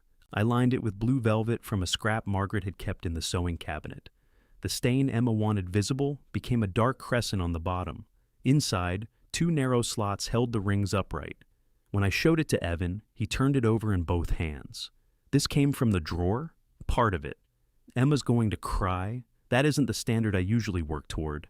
"She cried when the bakery gave us an extra cookie. She was having a difficult day. It was a very good cookie." He handed the box back, then put both hands in his jacket pockets. "Thank you." "You asked." "I know." That mattered to him, too. The week before the wedding, rain entered the forecast. Allison sent one message to the family group. "Emma, do you want me to ask the venue about a tent, or do you want to handle it?" Emma replied, "Please ask. Thank you." Allison found a tent company, sent Emma 2 options instead of 7, and waited for an answer.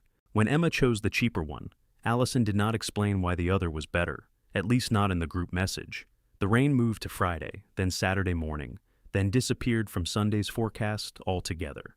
Allison canceled the tent before the deposit deadline. Her efficiency when invited felt less like occupation and more like care. 2 days before the wedding, Emma and Allison went for the final dress fitting. I knew because Emma sent a photograph of 3 pairs of shoes on the floor beneath the fitting room curtain. Allison's black pumps, Emma's white heels, and a pair of bright red flats. "Whose red shoes?" I asked. "Mom's emergency plan." "For what emergency?" "Feet." That evening, Allison called me. "Emma's dress can hold the brooch," she said. "Good." The seamstress reinforced the inside. "The safety chain should attach to a loop under the collar. I'll bring it Sunday." I know. Neither of us hung up. Finally, she said, "She looks beautiful." "I'm sure. She has Mom's shoulders." Margaret complained about her shoulders. She complained about everything in formal clothes. She said formal wear was a conspiracy against breathing. Allison laughed softly. Then her voice changed. "Dad." At the wedding. "Please don't give me anything." I looked toward the staircase. "What do you mean?" "Jewelry. The bracelet." "Whatever you're thinking. I haven't said I'm thinking anything. You took the brooch out. You saw me see the bracelet. I know how stories work in this family." "Why don't you want it?" "Because I don't want people watching. I wouldn't make a presentation." "I know. But I don't want to wonder whether you gave it to me because I apologized, or because I stopped planning the wedding, or because you think Mom would want the day tied up neatly." I sat down at the kitchen table. "That sounds reasonable," I said. "It doesn't mean I don't want it someday. I understand. I just don't want to earn my mother's things by behaving correctly for 5 months." The words hurt because they were true in more than one direction. "You shouldn't have to," I said. "Good night, Dad." "Good night." After we hung up, I went upstairs and opened the jewelry box. I removed the blue brooch and fastened its safety chain. The silver bracelet remained beneath the wooden beads.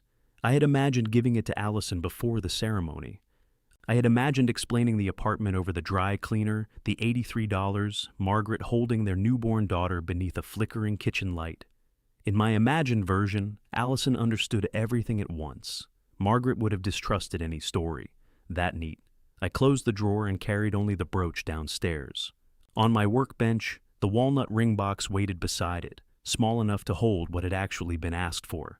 I wrapped the brooch in Margaret's handkerchief and placed it in the inside pocket of my jacket.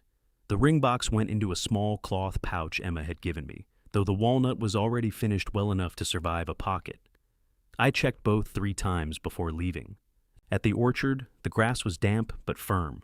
The rain had passed during the night, leaving the sky painfully blue and the oak branches black against it. Rows of white chairs faced the tree. There was no arch, no raised platform, and no distressed furniture pretending to have survived a flood.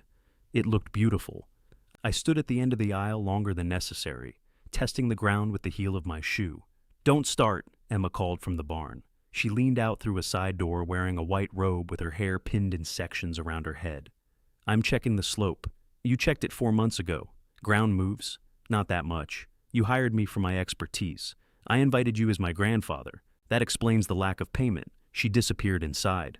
Evan came across the grass in dark trousers and a white shirt, carrying 4 neckties over one arm. "Which blue?" he asked. "They're all blue." That's what I said.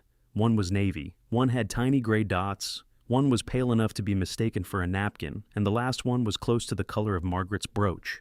"That one," I said. He held it up. "Emma's mother said navy. Then why did you ask me?" "I wanted a second opinion. I gave you one. Now I have a tie and a problem." Derek appeared behind him, wearing a suit and no tie. "Pick the navy. Allison will think you listened, and nobody remembers a groom's tie." Evan looked at me. "He's been married longer," I said. "To Allison," Derek replied, "it counts double." They went into the barn to dress. I walked toward the folding tables near the reception doors and began straightening a stack of place cards. A woman with a headset intercepted me. "Sir, those are alphabetized. They were crooked. They're supposed to fan. They look like they fell. They're styled. Of course they are." She removed the cards from my hands and restyled them. I stepped back. Emma had been right. I was not staff. Margaret would have found that difficult too. We had spent most weddings carrying boxes, fixing centerpieces, and helping caterers locate electrical outlets. At one reception, Margaret had cut the entire wedding cake because the baker vanished. She complained for 12 years that nobody noticed. I put my hands in my pockets and felt the hard edge of the ring box. Allison arrived 20 minutes later, carrying nothing. That was how I knew she was trying. She wore a deep green dress and the bright red flats from the fitting room photograph. Her hair was swept back from her face, and she had on small gold earrings I recognized as her own. "No emergency bag?" I asked. "It's in Derek's car." "That seems like an emergency bag." I promised Emma I would not carry it inside unless asked. "What's in it?" "Pain reliever, stain remover, safety pins, bandages, tissues, deodorant, clear nail polish, 2 kinds of tape, 3 phone chargers, sewing supplies, and snacks." "That's not a bag. That's municipal preparedness. She'll thank me when somebody needs a charger. Somebody always needs a charger." Allison smiled. Then her eyes moved to my jacket. "You have it?" "Yes." The clasp held. I repaired it. "I knew you would." We stood beside the aisle while vendors moved around us. Allison kept turning her head whenever someone carried flowers, but she did not follow them. "Emma asked for you," I said. "I know. I'm going in." She took 2 steps, then came back. "Dad." "Yes?" "Thank you for not bringing the bracelet." It was such a strange sentence to hear on a wedding day that I almost laughed. "Thank you for telling me not to." She nodded and entered the barn. Inside, the bridal room had been made from an old office. 6 adults occupied a space meant for 3. Marcy was pinning flowers into Emma's hair. A photographer stood on a chair. Ruth sat near the window in a blue suit, eating crackers from Allison's emergency bag. "You opened it?" Allison asked. "I needed a snack." "You said you weren't hungry." "I wasn't then." Emma stood on the little fitting platform in her dress. The fabric was simple, cream rather than bright white, with a folded collar near her left shoulder where the brooch would sit. She looked like Emma. That was the best thing about it. Grandpa, she said. I could not answer immediately. Ruth held out the crackers. Blood sugar. I'm fine. You're making a face. My face has no privacy in this family. Emma stepped down and came to me. Do you have the box? I gave her the cloth pouch. She opened it and lifted out the walnut ring box. The dark machine oil crescent showed along the bottom. You kept the stain, Allison said. Emma insisted. It's from Mom's machine oil, you remember? She knocked over the bottle and blamed the drawer for being open. That sounds right.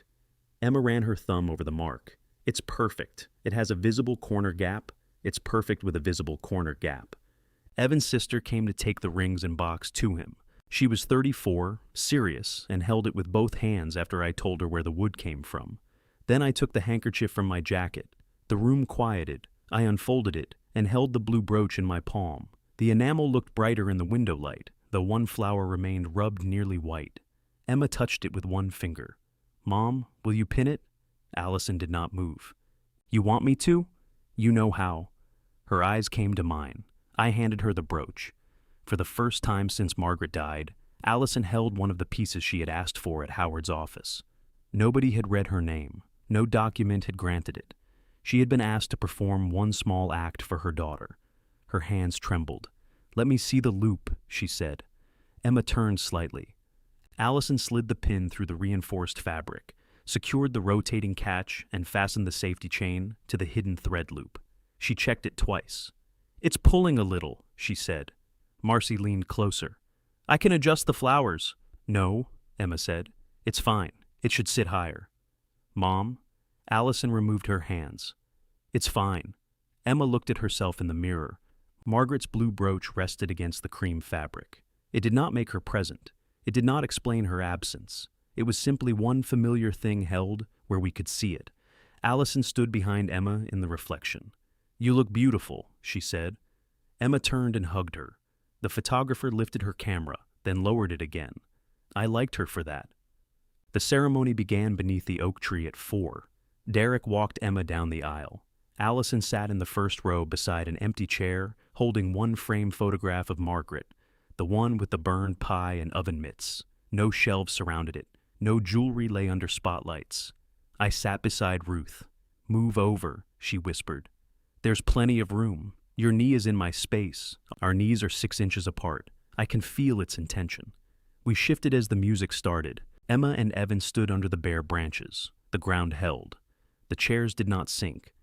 The sky remained clear. Evan wore the navy tie, which Allison noticed and pretended not to. When he opened the walnut box, sunlight caught the dark stain on the bottom. Emma saw it and smiled before taking his ring. Their vows were brief and specific. No one promised perfection. Evan promised to ask whether Emma wanted advice before giving it. Emma promised to stop saying she did not care when she did. Ruth leaned toward me. They've learned more than we did. We gave them examples, mostly bad ones, still educational. At the reception, I found my name on a place card at the center family table. I had no assignment. Nobody asked me to repair a chair, transport photographs, or inspect the catering equipment. The walnut arch existed only as Margaret's folded sketch in a binder at home. I felt useless for nearly half an hour. Then I understood that everyone still knew I was there. Allison gave her toast after dinner. She carried one index card to the microphone. When Emma was planning her first apartment, she began, I made a spreadsheet. Emma covered her face. Evan applauded. I made categories for furniture, kitchen equipment, cleaning supplies, and safety. My mother looked at it for a long time and asked where I had listed things Emma actually liked. Allison paused. At the time, I thought Mom was criticizing my spreadsheet. She probably was. She hated spreadsheets because they made her feel judged by columns. People laughed, but she was also telling me that preparing a life for someone is not the same as letting them live it. Her voice shook. She looked at Emma. I am still learning the difference. She did not mention the jewelry. She did not explain her grief. She did not turn the toast into an apology the whole room had to witness. She raised her glass to Emma and Evan. May you always make room for the person, not just the plan. That was all. Later, Emma danced with Derek. Then she pulled Allison onto the floor during a faster song. Allison protested for 3 seconds before dancing well enough to reveal she had practiced alone. Ruth dragged me out too. I don't dance to this, I said. You're moving now. This is being transported. Across the floor, Allison caught my eye. She laughed, and for once I did not have to decide which version of her laughter was true. Near the end of the night, Emma found me beside the coffee station. Will you take this off? She asked, touching the brooch. Your mother knows the clasp. I know. She called Allison over. Allison unfastened the safety chain, opened the catch, and slid the pin carefully from the dress. The brooch rested in her palm. The reception was loud around us. Tables were being cleared. Someone had removed Margaret's photograph from the empty chair and wrapped it for transport. Allison looked down at the worn white flower on the enamel. Then she held the brooch out to me. Here, you can put it in the handkerchief. She shook her head. You take it. I opened my hand. She placed it in my palm and closed my fingers around it. No one applauded. No one even noticed. Thank you for trusting me with it, she said. I looked at my daughter. Thank you for giving it back. Her mouth tightened, but not with anger. Emma hugged both of us at once, trapping my hand between our bodies with the brooch inside it. When she released us, Allison glanced toward the photograph being carried out. I'm going to help Derek with Mom's picture, she said. She stopped herself. Unless you want to take it. No, I said. You can take it. She nodded and walked away. I folded the brooch into Margaret's handkerchief and slipped it back into my jacket. The jewelry had entered the wedding as one borrowed memory and would leave with me. For the first time, that did not feel like keeping it from anyone. I drove home with the brooch in my jacket pocket and Margaret's orange scarf on the passenger seat. I had brought the scarf without deciding why. It stayed in the car throughout the wedding, bright and ridiculous beneath the dashboard light. When I pulled into the garage, I carried it inside with me. Upstairs, I returned the brooch to the first drawer. The silver bracelet remained beneath the wooden beads. For a moment, I considered taking it out. The wedding was over. There would be no audience now, no speech, no neat public meeting. But Allison had asked me not to give it to her that day. The day lasted until midnight. I closed the drawer. The next morning, my phone rang before 8. Did I leave Mom's photograph in your truck? Allison asked. No. A pause followed. Right, I took it. You did. I'm looking at it. That explains why it isn't in my truck. I'm tired. So am I. Emma texted. She and Evan are at the airport. I know. Another pause. Our conversations were still full of places where one of us could step wrong. The wedding was beautiful, she said. It was. The tree worked. It did. You were right about the arch. I was right that Emma liked the tree. That is an annoyingly careful distinction. I'm practicing, she laughed softly. I'm bringing Mom's photograph over later. You don't have to. I said I would. No, you said you were taking it. Nobody said when it came back. Oh, you can keep it for a while. Are you sure? Yes. Thank you. She did not bring the photograph back. Instead, she put it on the sideboard beside the unfinished quilt. I learned that because she sent me a picture and waited for me to ask before telling me where she had placed it. The wedding did not repair us. It gave us something more useful. Evidence that we could stand in the same room without repeating every old role. Allison still made decisions too quickly. I still delayed answers because I disliked disappointing her. The difference was that we began catching ourselves sooner. When she asked me to repair a loose hinge on the cedar chest, I said I could do it in June. June, she repeated. It's March. I'm aware of the order of the months. It will take you 20 minutes. Then Derek can do it. Derek will remove the lid and somehow cancel our insurance. From the other room, Derek called. I can hear you.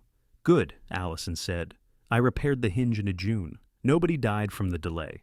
Allison did not get her house key back. For a while, she rang the bell every time she came over. Then one afternoon, I left the front door open while carrying groceries inside, and she stood on the porch calling my name rather than entering. You can come in, I said. I didn't know if you saw me. I parked beside your car. You're very observant when you want to be. She took 2 grocery bags from my hands. I let her. The red cardigan remained in the garage until May.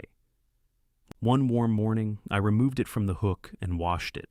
The fabric no longer smelled like Margaret after that. I had known it wouldn't, which was why I waited. I offered it to Allison. She held the cardigan against herself, but did not put it on. Emma should have it. Why? She likes red. So do you. It won't fit me. It won't fit Emma either. Your mother was 5'4" and shaped like a question mark. Allison laughed. She'd haunt you for that. She knows. She carried the cardigan home. 2 weeks later, she sent me a photograph of it folded inside the cedar chest beneath the unfinished quilt. The quilt took longer. Allison did not mention finishing it until late summer. She brought it to my house one Sunday afternoon with Emma and Ruth. Derek and Evan came too, though neither claimed sewing ability. Evan brought the walnut ring box so I could repair a scratch it did not have. "It's on the lid," he insisted. "That's grain. It wasn't there before. The tree grew that way." "Can you fix the tree?" "No." We spread the quilt across the dining table. 3 edges remained unfinished, and several squares needed to be re-sewn. Allison had brought Margaret's recipe binders for weight, which offended Ruth. "Those are kitchen records," she said, "not sandbags. They're binders. They contain history.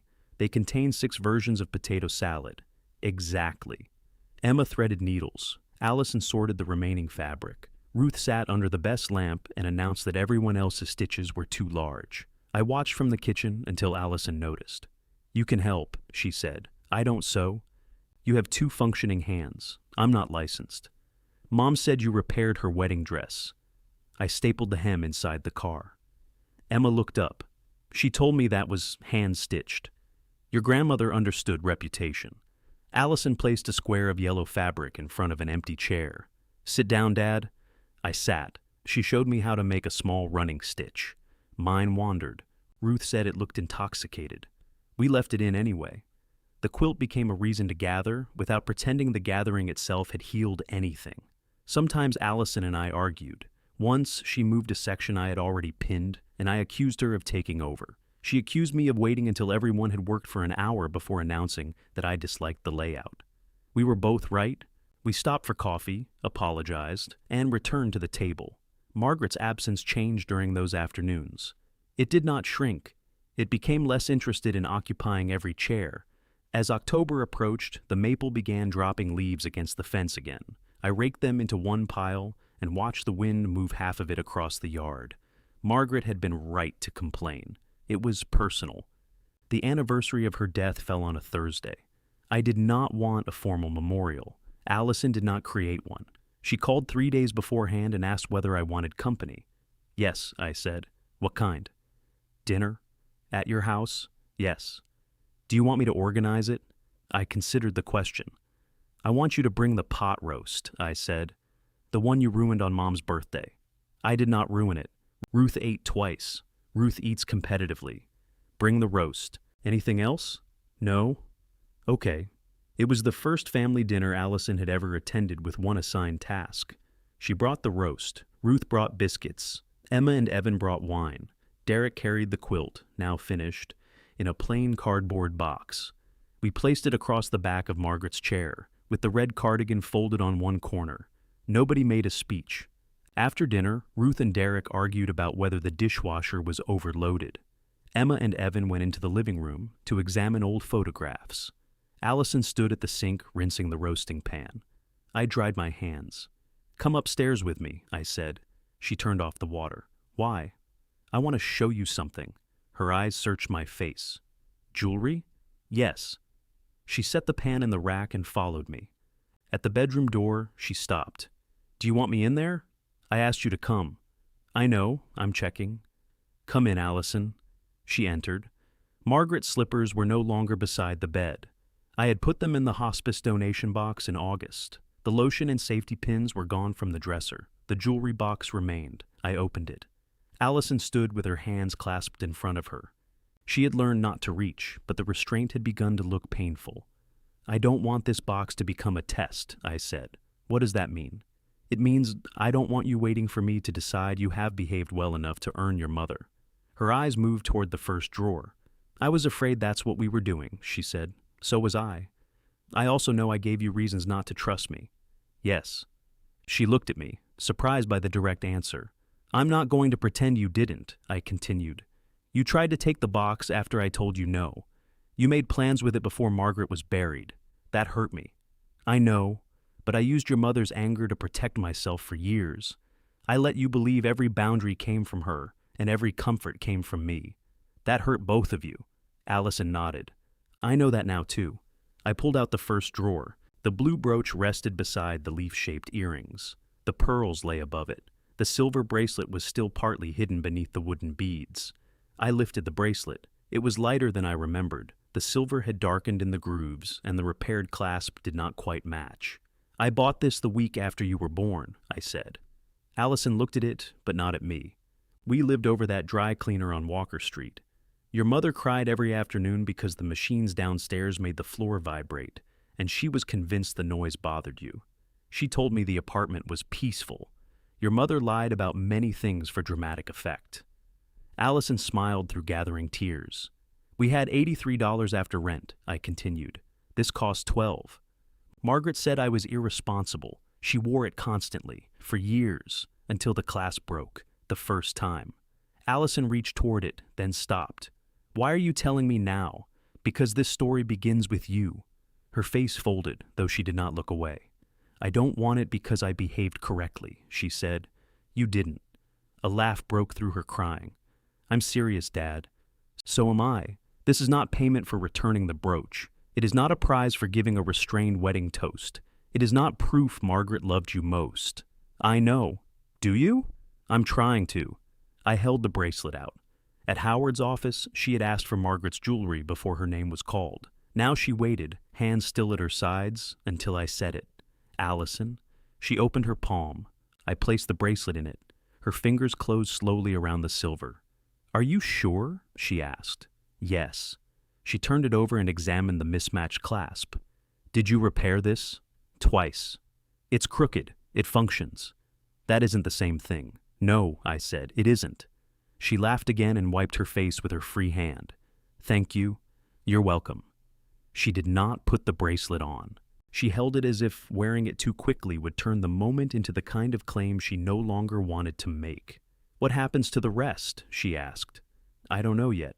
"Okay, I thought we could go through it, one piece at a time. You, me, Emma, Ruth, when necessary." "Ruth is never necessary around objects she can argue about.